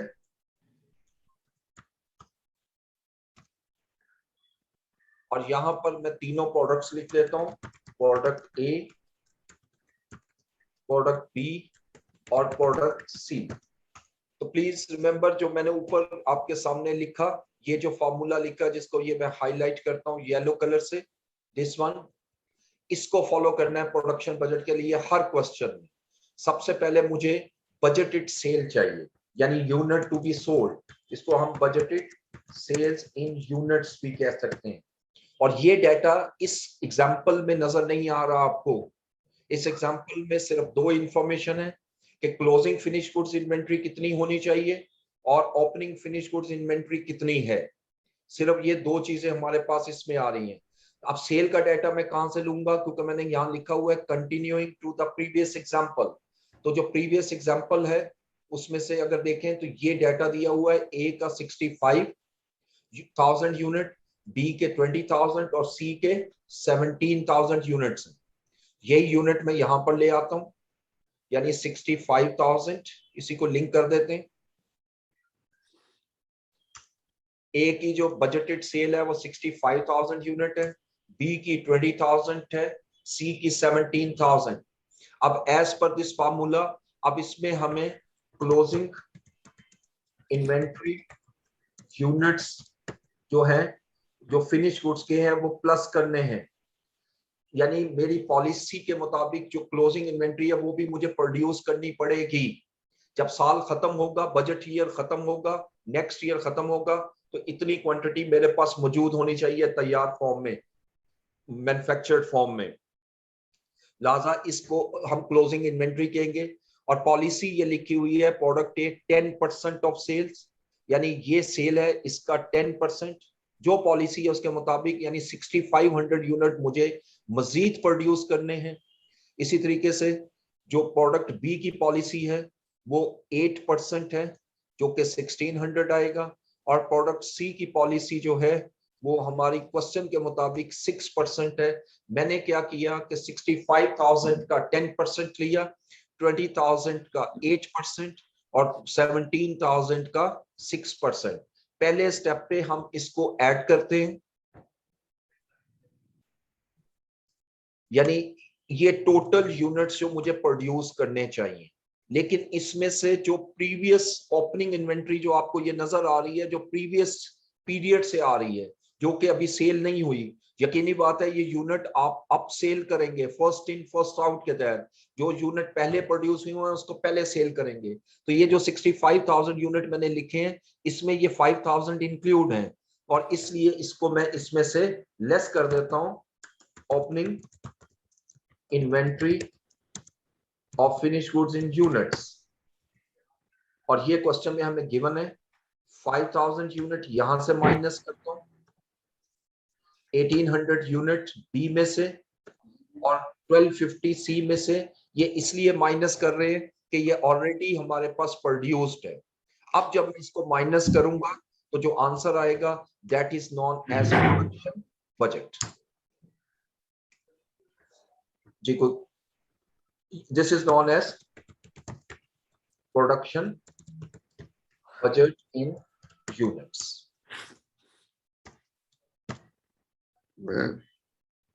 जी कोई क्वेश्चन करना चाह रहे?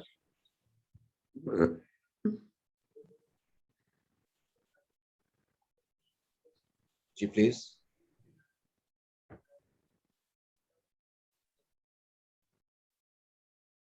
जी ये क्वेश्चन स्टूडेंट ने किया कि 5,000 यूनिट टू बी सोल्ड, 50,000 में इंक्लूडेड है।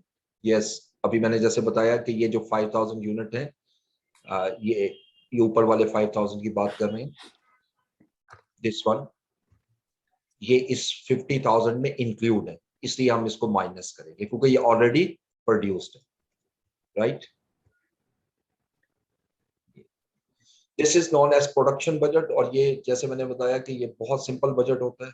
इसमें सिर्फ आपने ये फॉर्मूला ज़हन में रखना है कि बजटेड सेल्स लेनी है इन यूनिट्स, उसमें क्लोजिंग इन्वेंट्री आपने ऐड करनी है और उसके बाद ओपनिंग इन्वेंट्री फिनिश गुड्स की माइनस करनी है। जब ये प्लस माइनस करोगे तो ऑटोमेटिकली प्रोडक्शन बजट आ जाएगा। और जैसे मैंने आपको बताया था कि प्रोडक्शन बजट जो है वो सिर्फ यूनिट्स में होता है, ये रुपीज में नहीं होता, ठीक है। अब इसके बाद जो हमारे बजट स्टार्ट होंगे वो हमारे कॉस्ट बजट है। और ऑलवेज रिमेंबर कॉस्ट में जैसे प्रोडक्शन कॉस्ट आपने पढ़ा हुआ है कॉस्ट अकाउंटिंग में, 4 मेजर आपकी कॉस्ट होती है। Direct material cost, direct labour cost, variable production overhead cost, fix production overhead cost. ये 4 कॉस्ट हमारे पास होती है, ठीक है। इन चार बजट में बनाऊंगा लेकिन तरतीब से। तो इसके बाद जो तीसरा बजट हमारे पास आता है that is known as direct material usage budget, जिसको हम कॉस्ट यानी डायरेक्ट मटेरियल कॉस्ट बजट भी है, ठीक है। और ये एक ऐसा बजट है कि जो बेस करेगा प्रोडक्शन पे। अब बल्कि ये जितने भी बजट है इनसे आगे ये सब प्रोडक्शन पे होंगे। तो प्रोडक्शन इसलिए इंपॉर्टेंट है कि यहाँ से जितने यूनिट्स निकलेंगे उसकी कॉस्टिंग मैंने अब स्टार्ट करनी है कि लाइक ये जो आंसर मैंने निकाला कि प्रोडक्ट ए के 66,500 मैंने यूनिट बनाने हैं। इतने यूनिट को बनाने के लिए कितना मटेरियल मुझे यूज होगा, कितना मटेरियल रिक्वायर होगा in quantity and in rupees, उसको हम नाम देते हैं production direct material usage budget या डायरेक्ट मटेरियल कॉस्ट बजट। इसके लिए सिंपल आप क्या करोगे, फॉर ईच मटेरियल आइटम, क्योंकि हर प्रोडक्ट पे सेम मटेरियल यूज नहीं होता, डिफरेंट मटेरियल भी हो सकता है। तो हर मटेरियल आइटम के लिए आपने प्रोडक्शन लेनी है, बजट लेना है इन यूनिट्स, इनटू इसको मल्टीप्लाई करना है usage of material per unit, यानी एक यूनिट को प्रोड्यूस करने के लिए कितना मटेरियल रिक्वायर होगा, usage of material per unit.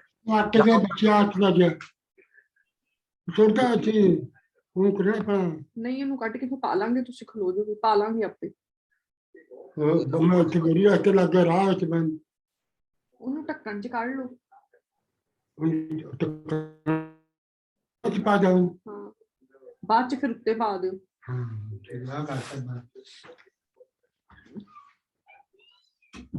ये माइक इसका ऑन है। Into standard price per unit of material. ये मैंने बहुत डिटेल में लिखा, आप इसको जरा समझिएगा, जरा बड़े सिंपल तरीके से फर्ज कीजिएगा। फॉर एग्जांपल आप एक प्रोडक्ट बना रहे हो, प्रोडक्ट Z, उसकी जो प्रोडक्शन है आपने करनी है 6000 यूनिट्स। अब ये एक एक चीज लिख रहा हूं मैं, प्रोडक्ट Z के 6000 यूनिट आपने प्रोड्यूस करने हैं, प्रोडक्शन आपकी 6000 यूनिट है। और यहाँ पर हमें क्वेश्चन में बताता है standard quantity of material A per unit. एक यूनिट Z का बनाने के लिए मुझे 3 kg चाहिए होगा, ठीक है जी। यानी standard quantity of material A पर यूनिट, यानी एक यूनिट जो Z का अगर मैं बनाऊंगा उसके लिए मुझे 3 kg मटेरियल A चाहिए। अब इसके बाद standard price of material A मैं लिखता हूं जी के 15 रुपीज पर केजी। अब जरा तीनों को गौर से देखिए, मैं प्रोडक्ट Z बना रहा हूं, ऊपर फॉर्मूला आपके सामने लिखा है प्रोडक्शन बजट इन यूनिट्स, यानी प्रोडक्शन कितनी है मेरी 6000, इसको मैंने मल्टीप्लाई करना है usage of material per unit, कि ये जो मटेरियल A है एक यूनिट को बनाने के लिए कितने केजी यूज होगा, तो 3 kg यूज होगा।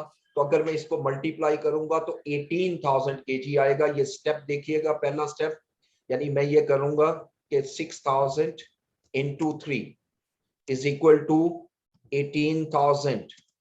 ये 18,000 जो आंसर आ रहा है ये केजी है, ये कहलाएगा डायरेक्ट मटेरियल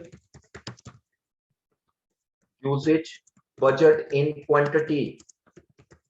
यानी 6000 यूनिट्स को बनाने के लिए मुझे 18,000 केजी चाहिए होगा मटेरियल A। और अब मैं अगर इसको अमाउंट में कन्वर्ट करना चाहूं तो मैं क्या करूंगा कि 18,000 केजी के लिए कितनी कॉस्ट लगेगी, तो 1 केजी जो है वो 15 रुपीज कॉस्ट लग रही है, यानी 18,000 अगर इसको कैलकुलेट करें तो क्या आएगा, 18,000 इंटू 15 इज इक्वल टू, अब ये कैलकुलेट कर लेते हैं कितना आएगा, दैट इज 270,000, और ये जो 270,000 आया है ये रुपीज में आया है, रुपीज में आंसर आया है, ठीक है, दिस इज रुपीज। और इसको कहूंगा मैं direct material usage budget in rupees. ये सिर्फ एक प्रोडक्ट का मैंने निकाला कि अगर मैंने सिर्फ प्रोडक्ट जी बनानी है, मेरा बजट प्रोडक्ट जी का है, उसको बनाने के लिए मुझे 6,000 यूनिट चाहिए, और उसको उसके बाद एक यूनिट को बनाने के लिए मुझे मटेरियल ए चाहिए, जी मटेरियल ए चाहिए 3 kg, ये मैं दोबारा रिपीट कर रहा हूं कि एक यूनिट को बनाने के लिए 3 kg चाहिए, तो इसका मतलब 6,000 यूनिट अगर मैंने बनाने हैं और एक यूनिट को बनाने के लिए 3 kg चाहिए, it means I need 18,000 kg of material.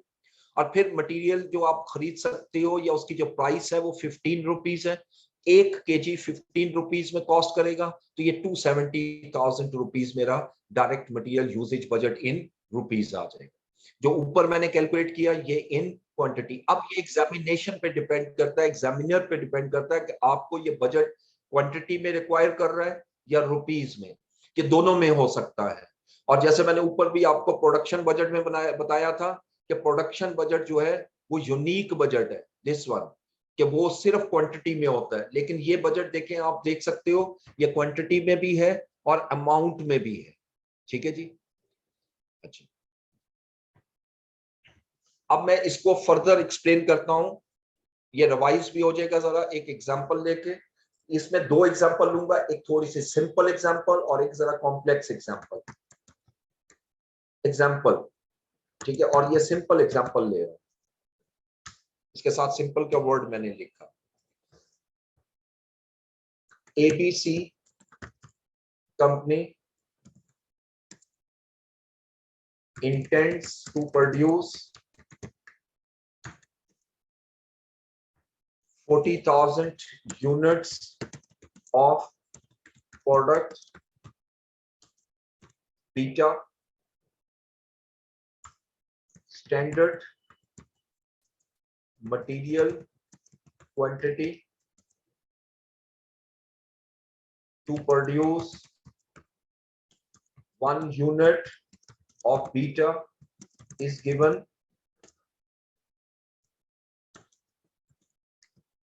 along with price is given below।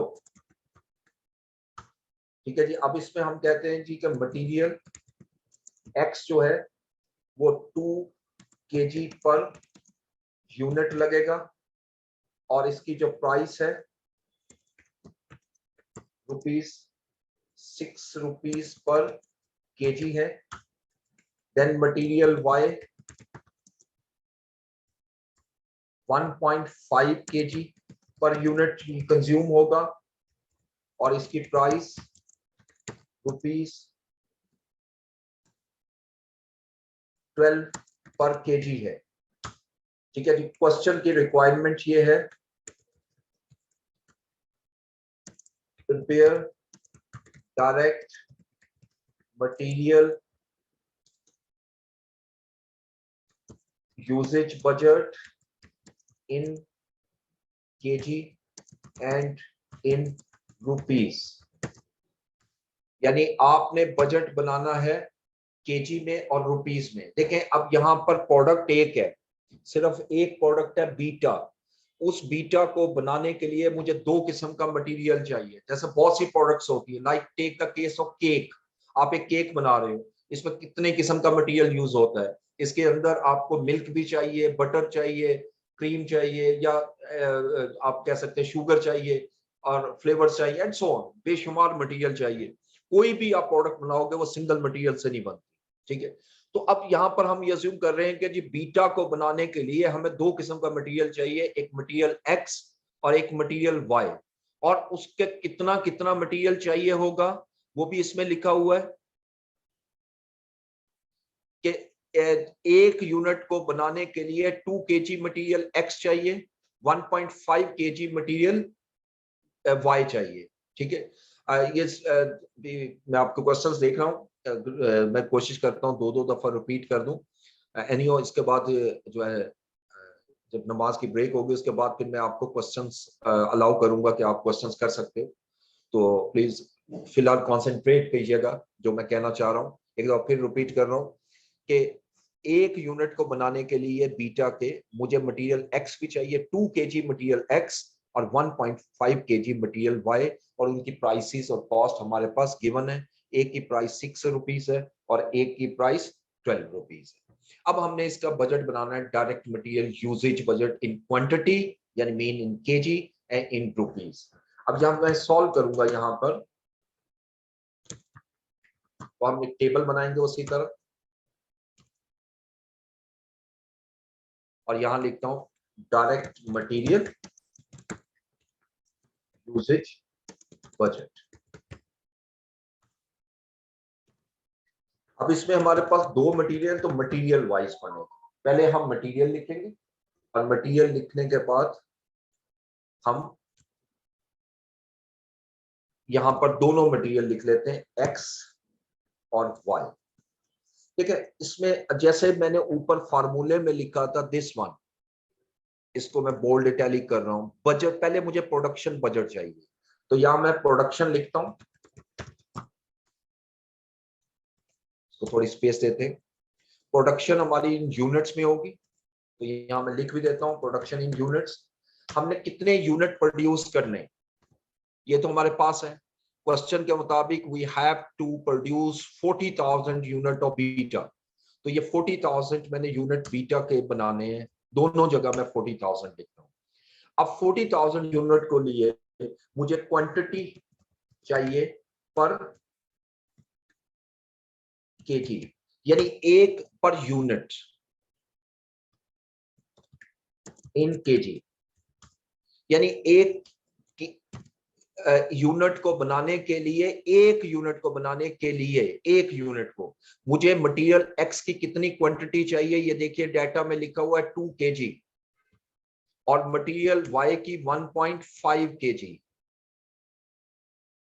ठीक है जी, 1.5 kg चाहिए। तो अब मैं यहां से जब मल्टीप्लाई करूंगा तो यहां पर मेरे पास बजट आ जाएगा मटेरियल यूजेज इन केजी। ये मेरे पास यूजेज इन केजी आ गई, यानी 40,000 यूनिट को बनाने के लिए मटेरियल एक्स के 2 kg चाहिए होंगे, यानी 80,000 क्वांटिटी मुझे रिक्वायर होगी। ठीक है, और इसी तरह वाई को बनाने के लिए 40,000 यूनिट बीटा के बनाने के लिए वाई के 1.5 kg यूज होगा, जो कि 60,000 है। अब इसको सम अप करता हूं, इसका मीनिंग क्या निकला कि मुझे बीटा के 40,000 यूनिट्स को बनाने के लिए प्रोडक्ट एक्स के, मटेरियल एक्स के 80,000 kg चाहिए और मटेरियल वाई के 60,000 kg चाहिए। ठीक है, तो ये तो आ गया मटेरियल यूजेज बजट।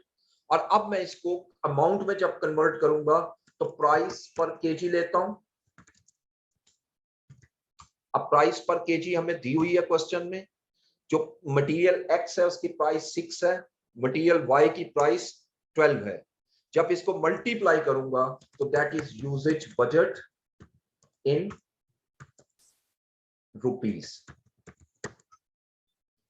तो ये जो मैं इसको हाईलाइट कर रहा हूं, पहले इसको कर रहा हूं दिस वन येलो कलर से, और रेड भी कर देता हूं। ये मेरा पहला बजट है जिसको क्वांटिटी बजट कहेंगे, और ये जो मैं अब बना रहा हूं this one is the second budget, जो कि रुपीस में होगा। अब ये कैसे निकलेगा, देखिए 80,000 kg मुझे यूज करने हैं और 1 kg कितने में आएगा, 6 रुपीस, तो ये बनेगा 480,000। इसी तरह B 60,000 into 12 that is equal to 720,000, यानी मटेरियल एक्स मुझे 480,000 का चाहिए, मटेरियल वाई 720,000 का चाहिए, तो मेरा टोटल बजट जो है वो मटेरियल कॉस्ट बजट जो है वो 1.2 मिलियन आ जाए। ठीक है, तो this is a very simple question, बहुत सिंपल ये कैलकुलेशन है। एक दफा फिर रिपीट करूंगा, डाटा को गौर से देखिए। APC company intends to produce 40,000 units of beta. 40,000 unit आपने प्रोड्यूस करने हैं बीटा के, और एक यूनिट को बनाने के लिए आपको मटेरियल एक्स चाहिए 2 kg, जो कि 6 रुपीस पर केजी कॉस्ट करता है। मटेरियल वाई 1.5 kg चाहिए, जो 12 रुपीस कॉस्ट करता है। तो जब मैं इसको अब बजट बनाऊंगा तो सिंपल क्या करूंगा, इस फॉर्मूले को यूज करूंगा कि प्रोडक्शन बजट इन यूनिट्स लेता हूं जो 40,000 यूनिट्स हैं, क्योंकि प्रोडक्ट तो एक ही है। ये याद रखना है कि जो यूनिट्स हैं वो फिनिश गुड्स के हैं और मटेरियल जो है वो इनपुट है। ठीक है, तो ये 40,000 यूनिट को बनाने के लिए 2 और 1.5 kg मटेरियल एक्स और वाई रिस्पेक्टिवली चाहिए। मैंने इनको मल्टीप्लाई किया तो यूजेज इन क्वांटिटीज आ गई, और उसके बाद जब मैंने इनकी प्राइसेस से मल्टीप्लाई किया तो ये मेरे पास material usage budget in rupees आ गया। इस पीरियड को, यानी अब मैं ब्रीफली कहूंगा, 40,000 यूनिट ऑफ बीटा को बनाने के लिए मुझे टोटल लेबर की जो मटेरियल की कॉस्ट चाहिए वो 1.2 मिलियन। ठीक है जी, ये मेरा मटेरियल यूजेज बजट कहलाएगा। उसके बाद next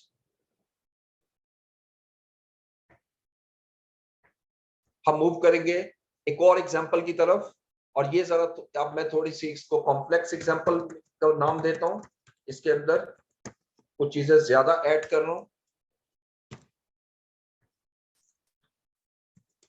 ABC company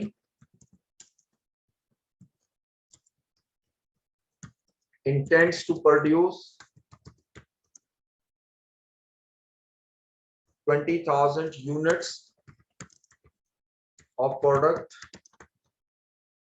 alpha and 25,000 units of product beta। अब कंपनी के जो दो प्रोडक्ट्स बना रही है, एक नहीं दो प्रोडक्ट्स बना रही है, एक प्रोडक्ट अल्फा है और एक बीटा। ठीक है, द स्टैंडर्ड क्वांटिटीज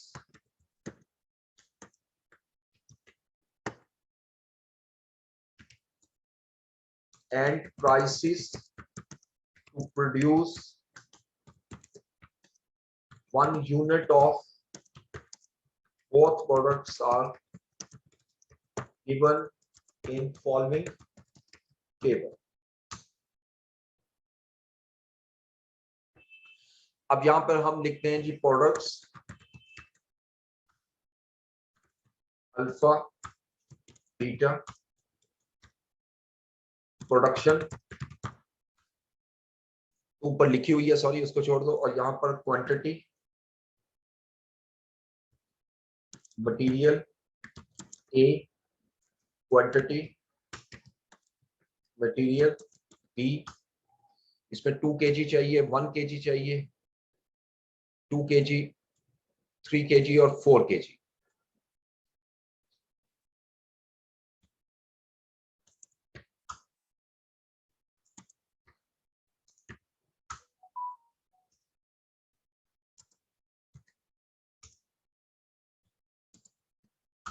ठीक है जी, और standard price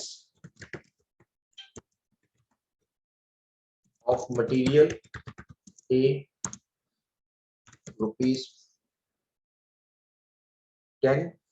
and B ₹5 respective. ये सारा मैंने डाटा आपके सामने लिखा। अब हम इसकी रिक्वायरमेंट में लिखते हैं direct material usage budget in KG and in rupees. Same वही चीज कि हमें दोनों प्रोडक्ट्स को बनाने के लिए कितना मटेरियल ए चाहिए और कितना बी चाहिए। देखिए पिछले एग्जांपल और इस एग्जांपल में फर्क क्या है। पिछले एग्जांपल में एक फिनिश गुड्स थी और 2 मटेरियल थे, यहां 2 फिनिश गुड्स हैं और 2 मटेरियल। अब यहाँ पर हम इसको कैलकुलेट करेंगे, लेकिन आई थिंक आफ्टर नमाज हम इंशाल्लाह शुरू करते हैं इसको। आप जरा नमाज ब्रेक ले लें 10 मिनट के लिए। रिकॉर्डिंग ऑफ कर दीजिएगा, पॉज कर दीजिएगा प्लीज।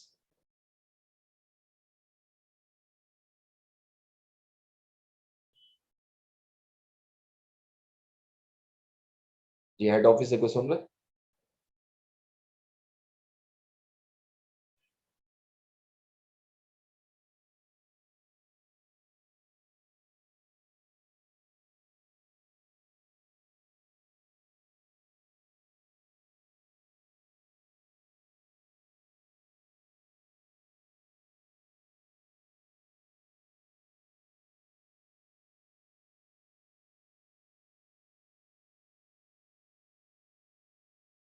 ओके, अच्छा मैं डिफरेंट सिटीज में हैं स्टूडेंट्स, तो उस वजह से अभी यहाँ पे अजान शुरू हो जाती है।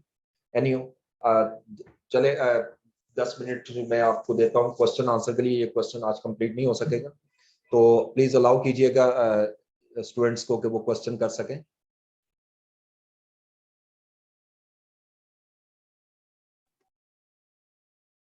अस्सलामुअलैकुम सर। वालेकुम अस्सलाम।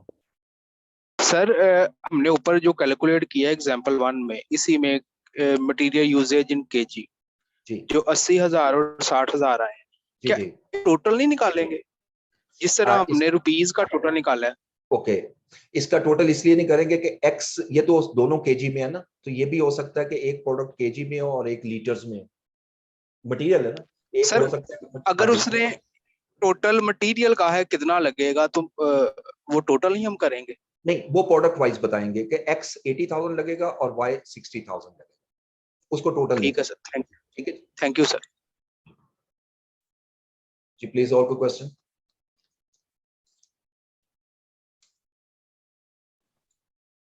अस्सलाम वालेकुम सर। वालेकुम अस्सलाम। सर जी मेरा 10 मिनट ना कनेक्शन खत्म हो गया था, मुझे direct material budget kindly repeat कर देंगे सर आप? Direct material budget. जी बिल्कुल मैं करता हूँ जी, आप जरा एक दफा फिर देखिएगा। यहाँ से हमने शुरू किया था डायरेक्ट मटेरियल बजट। ठीक है, मटेरियल यूजेज बजट है। अच्छा, मटेरियल का मैं ये भी बता दूं कि मटेरियल के दो बजट होते हैं, एक मटेरियल यूजेज बजट होता है और एक मटेरियल एक सॉरी यूसेज और एक परचेज बजट होता है। परचेज हम अभी बाद में करेंगे, ये यूसेज बजट है कि जितने मुझे प्रोडक्ट तैयार करनी है फिनिश गुड्स की, उसके लिए कितना मटेरियल चाहिए। ठीक है, तो इसलिए मैंने ये वर्ड लिखा हुआ है, जरा इसको गौर से देखिए। For each item production budget in units, आप पहले प्रोडक्शन लोगे कि कितने यूनिट बनाने हैं, नीचे से देखते भी जाए प्रोडक्ट जी के हमने 6,000 यूनिट बनाने हैं, इसको मल्टीप्लाई करेंगे कि एक यूनिट को बनाने के लिए कितना मटेरियल चाहिए। जैसे 3 kg चाहिए तो इट मींस 18,000 जो kg है वो मुझे मटेरियल रिक्वायर होगा, और एक मटेरियल की प्राइस जो है वो क्या है 15 रुपीज, उससे मल्टीप्लाई करूंगा तो that is a material usage budget. ठीक है जी, तो ये जो अगली एग्जांपल एक दफा जब मैं ये शेयर करूंगा आपके साथ शीट, तो आप एक दफा देखेंगे इंशाल्लाह, मुझे उम्मीद है कि ये समझ आ जाए। और thank you sir.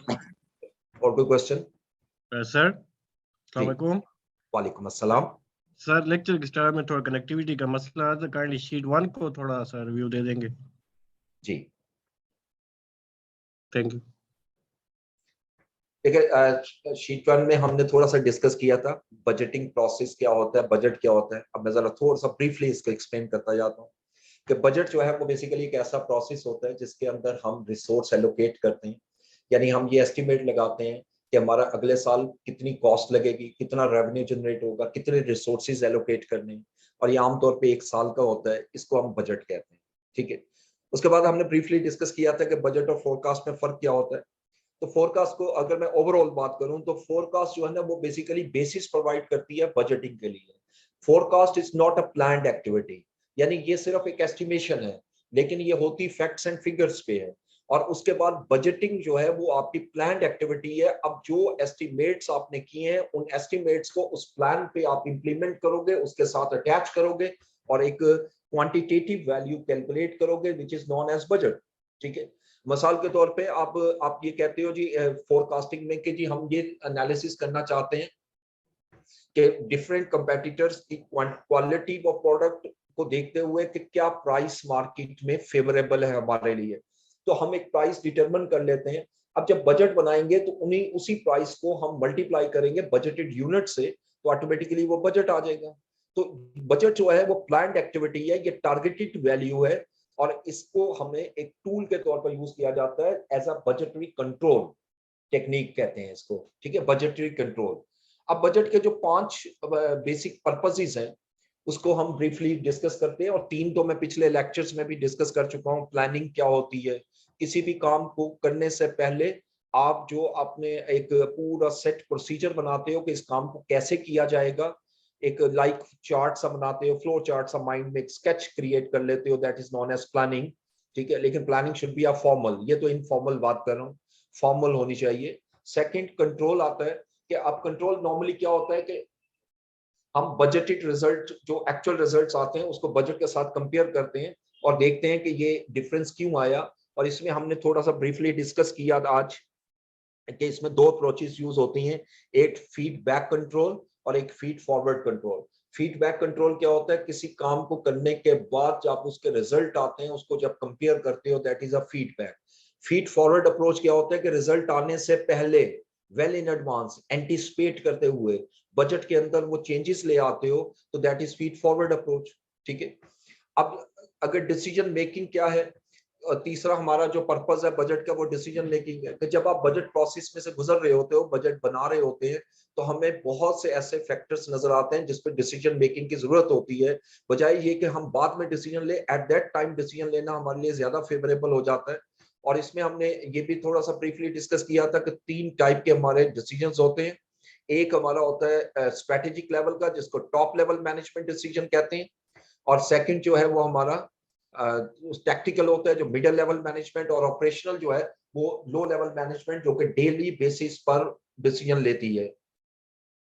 Resource allocation क्या है कि अब आपने जब बजट बनाया, बजट में कॉस्ट और रेवेन्यू जब आपने आइडेंटिफाई किए, जस्टिफाई किए कि ये होना चाहिए, अब उन रिसोर्स के लिए क्या क्या रिसोर्सेज एलोकेट करने हैं, that is also a purpose of budget. और आखिरी और बहुत इंपॉर्टेंट ये है कि ये होल बजट प्रोसेस जो है ये इसलिए बनाया जाता है ताकि डिफरेंट डिपार्टमेंट्स जो होते हैं आपके, उसके दरमियान एक कोऑर्डिनेशन क्रिएट हो सके और बजट को सही तरीके से आप कम्युनिकेट कर सके, ठीक है जी।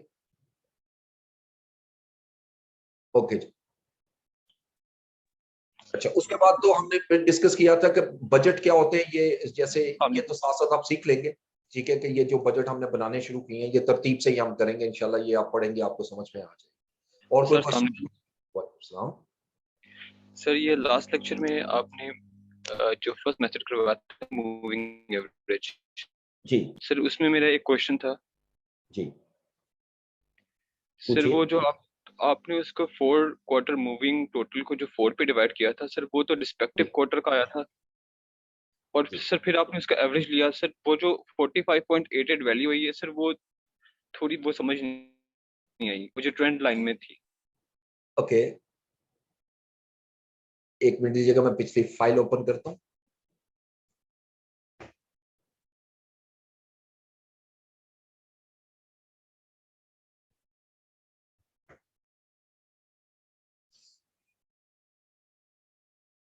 दिस वन सर, इससे जो जी दिस वन जी देखिए, ये जो 181 वैल्यू आई है ना, ये जो मैं हाईलाइट कर रहा हूँ, ये 4 वैल्यूज का सामने, और इसके सामने लिखा भी हुआ है 70 + 56 + 14 + 41, ठीक है। अब ये इसको प्लस करके ये 181 आया और उसको 4 पे डिवाइड किया तो 45.25 आया। यहां तक तो आपको समझ आ गई थी। आपका क्वेश्चन ये 45.88 है, ठीक है जी। अब ये क्वेश्चन थोड़ा सा जी बिल्कुल मैं आपको बताता हूँ। बेसिकली होता ये कि जब मैं ये वैल्यू कैलकुलेट करता हूँ ना, ये देखिएगा ये वैल्यू ना सेकंड क्वार्टर की है ना थर्ड क्वार्टर की, ये तो मुझे वो वैल्यू चाहिए जो किसी स्पेसिफिक क्वार्टर को रिप्रेजेंट करती हो। तो इस वजह से अब मुझे इसकी दोनों की एवरेज लेनी पड़ेगी, यानी 45.25 ये देखिएगा यहाँ वर्किंग भी हुई है, प्लस 46.50 डिवाइडेड बाय 2। जब इसको मैं सेंट्रल वैल्यू कैलकुलेट, इसको सेंट्रल वैल्यू भी कहते हैं, जब सेंट्रल वैल्यू कैलकुलेट करूंगा तो ये 45.88 आएगी। और अब ये जो 45.88 है ये एग्जैक्टली थर्ड क्वार्टर को रिप्रेजेंट करती है, इस वजह से हम करते हैं इसको, तो सर ये इसमें पहले 2 क्वार्टर्स और ये 2020 के लास्ट 2 क्वार्टर्स इसमें सर वो शामिल क्यों नहीं है? नहीं, इसमें देखें जो ये वैल्यू है ना, ये इन दोनों का सेंटर 45.88 है, फिर इन दोनों का सेंटर जो है वो 47 है। इसी तरह मूव करते जाएंगे ना, मूविंग एवरेज कहते हैं इसको, इसलिए इन दोनों को प्लस करके एवरेज करेंगे तो ये वैल्यू आएगी। इस तरह ये मूव करते जाएंगे, ठीक है। तो ये जो आखिरी वैल्यू, इसके बाद की वैल्यू इसलिए नहीं आएंगे कि अब ये जो वैल्यू आई है 49.63 वो इन दोनों की एवरेज है, इन दोनों की, ठीक है। अब इसके बाद वैल्यू इसलिए नहीं आई कि मुझे ये दो वैल्यूज चाहिए और अगली वैल्यू है कोई नहीं। इस वजह से हम जहां तक मेरे पास वैल्यूज है बस वहां तक कैलकुलेट करूंगा, इससे आगे नहीं बढ़ सकता, ठीक है। सर मेरी थोड़ी कन्फ्यूजन ये थी कि जब आप इसको 4 पे डिवाइड करें तो सर वो रिस्पेक्टिव क्वार्टर की वैल्यू नहीं आ जाएगी? नहीं, रिस्पेक्टिव की नहीं आती, ये एवरेज होती है 4 क्वार्टर की। और ये जो वैल्यू आ रही है, ये देखें, मैं अगेन वही बात करूंगा कि ये किसी भी स्पेसिफिक क्वार्टर को रिप्रेजेंट कर ही नहीं रही। ये है एक क्वार्टर की और मुझे चाहिए भी एक क्वार्टर की, क्योंकि क्वार्टर वाइज मैंने फोरकास्टिंग करनी है। तो सर ये बेसिकली ये जो 45.22 है, ये बेसिकली आप ये कहना चाह रहे हैं कि 2 और 3 क्वार्टर का ये सेंटर पॉइंट है? जी, 2 और 3 का सेंटर पॉइंट है, लेकिन ये 4 क्वार्टर की एवरेज को रिप्रेजेंट कर रहा है। सर ये थोड़ा मिक्सअप हो रहा है। अच्छा, तो मैं थोड़ा सा फिर एक दफा फिर बताता हूँ। देखो, ये जो वैल्यू है ना, इसको 181 को हम छोड़ देते हैं, डायरेक्ट इसकी तरफ आते हैं 45.25। बेसिकली आपके 4 डिफरेंट क्वार्टर 4 सीजन को रिप्रेजेंट कर रहे हैं, ठीक है। और चारों में ट्रेंड डिफरेंट है, 70, 56, 14, 41। उसके बाद फिर ट्रेंड चेंज हो जाता है। तो मैंने क्या करना है, इन चारों को एवरेज करना है। जब एवरेज करूंगा तो इन 4 को प्लस करके जब 4 पे डिवाइड करता हूं तो इन 4 का सेंटर जो है ना वो एग्जैक्टली 2 और 3 के दरमियान में आता है। अब ये जो 45.25 है, ये 1 क्वार्टर की वैल्यू है, बिल्कुल 1 क्वार्टर को रिप्रेजेंट कर रहा है, लेकिन ये 1 to 4 की एवरेज है, ठीक है। ट्रेंड बनाने के लिए हम करते हैं ना, इसको हम डी सीजनलाइज्ड वैल्यू कहते हैं। क्योंकि आपके जो कोर्स में बहुत डेप्थ में नहीं है, तो इसलिए मैं थोड़ा सा इसको ब्रीफली एक्सप्लेन कर रहा हूं कि ये एक क्वार्टर की वैल्यू है, लेकिन ये किसी क्वार्टर के सामने रिप्रेजेंट नहीं हो रही, इस वजह से हम इसको सेंटर करते हैं फर्दर।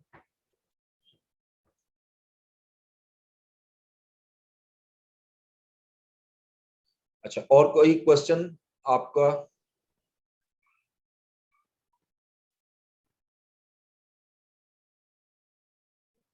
अच्छा सर जी, ये शीट शेयर हो जाएंगी ना सर, आज वाली भी दोनों ग्रुप में? जी जी बिल्कुल, आज वाली भी हो जाएंगी। और जो बजटिंग के जो मैंने आपको क्वेश्चंस दिए थे ना, उसमें मैंने कुछ क्वेश्चन और ऐड कर दिए हैं, वो भी आपके साथ शेयर कर।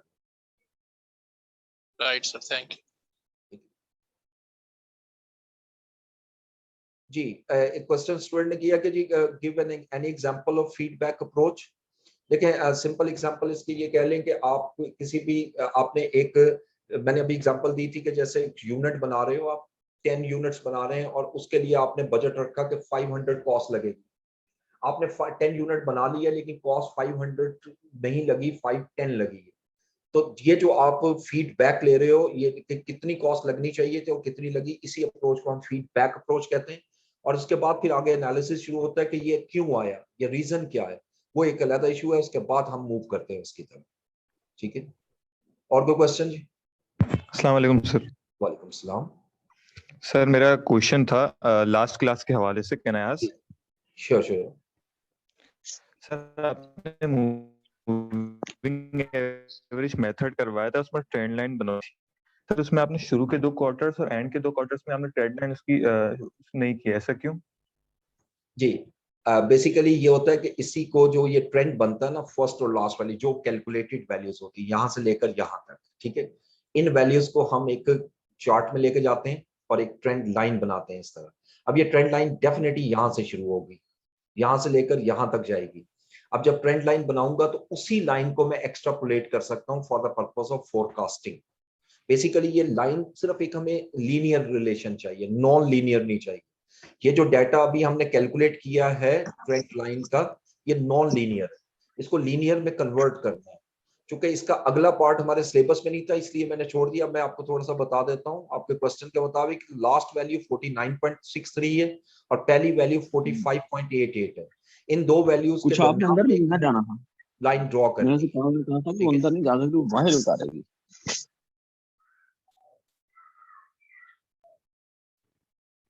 जी प्लीज।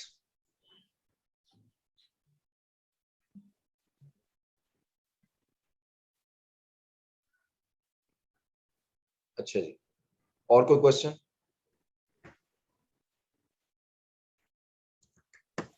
सर एक क्वेश्चन और था। जी जी सर सेमी वेरिएबल और स्टेप फिक्स्ड कॉस्ट की सही डिफरेंशिएट आप कर देंगे? सही इन दोनों के बीच डिफरेंशिएट समझ नहीं आ रहा था सही, ओके। दोनों एक जैसी लग रही हैं। अच्छा जी, मैं आपको थोड़ा सा एक्सप्लेन करता हूँ। देखिए हमारी जो कॉस्ट होती है ना सेमी वेरिएबल, वो एक ऐसी कॉस्ट होती है कि जिसमें आपके दो एलिमेंट शामिल होते हैं, फिक्स्ड भी और वेरिएबल भी। एग्जांपल बहुत सिंपल है, जैसे आप एक पीटीसीएल का फोन लगवाते हैं और पहले मंथ 0 कॉल करते हैं, कुछ सिंगल कॉल भी नहीं करते, तो आपका बिल जो आएगा वो लाइन रेंट का होगा जो कि फिक्स्ड है। आप उसके बाद आप जितनी कॉल्स करेंगे पर कॉल के हिसाब से आपका जो रेट है वो बढ़ता जाएगा, वो वेरिएबल पोर्शन। इस कॉन्सेप्ट को हम कहते हैं सेमी वेरिएबल कॉस्ट। ठीक है जी। सेमी वेरिएबल कॉस्ट में अब मेरे पास वो ये नहीं है, तो अदरवाइज मैं चार्ट बना के दिखाता सिंपल। तो लेकिन दूसरी तरफ अगर मैं स्टेप कॉस्ट की बात करूं तो step cost by nature fix cost है, वो एक सेम रहेगी। यानी उसको अगर मैं इस तरह शो करूं यहाँ पर, तो फिक्स कॉस्ट है। जैसे यहाँ से मैं यूनिट बनाना शुरू कर रहा हूँ, यहाँ तक मेरी कॉस्ट फिक्स्ड होगी, ये जो लाइन ड्रॉ की। उसके बाद फर्दर अगर मैं यूनिट बनाता हूँ तो कॉस्ट बढ़ेगी और यहाँ पर आ जाएगी और फिर फिक्स रहेगी। इस कॉस्ट को हम स्टेप फिक्स कॉस्ट कहते हैं। ठीक है। और जो आपकी कॉस्ट होती है सेमी वेरिएबल, वो आपकी एक लेवल के बाद बढ़ती है।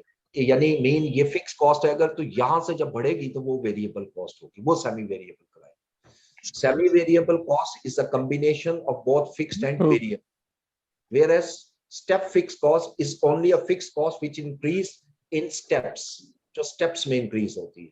एग्जांपल मैंने दी थी, अगर आपकी पॉलिसी है कि 10 वर्कर्स पर एक सुपरवाइजर होगा, तो अगर आप इस वक्त आपके 10 वर्कर्स हैं और एक सुपरवाइजर है, आप 3 वर्कर्स या 4 वर्कर्स और रखते हैं, यानी 14 वर्कर्स हो जाते हैं, तो अब आपको एक सुपरवाइजर भी हायर करना पड़ेगा। तो जो सुपरवाइजर की पहले एक सुपरवाइजर की सैलरी थी वो 1 से लेकर 10 तक फिक्स थी, 11 हुए तो आपने एक सुपरवाइजर और रख लिया और कॉस्ट इंक्रीज हो। ठीक है, तो step fix cost. Okay okay, thank you sir. जी अस्सलाम वालेकुम सर। अस्सलाम वालेकुम सर। वालेकुम सलाम। सर आज के लेक्चर के हवाले से क्वेश्चन था, फीड फॉरवर्ड और फीड बैक को काइंडली जरा मुझे इन दोनों टर्म्स को एक्सप्लेन कर दें।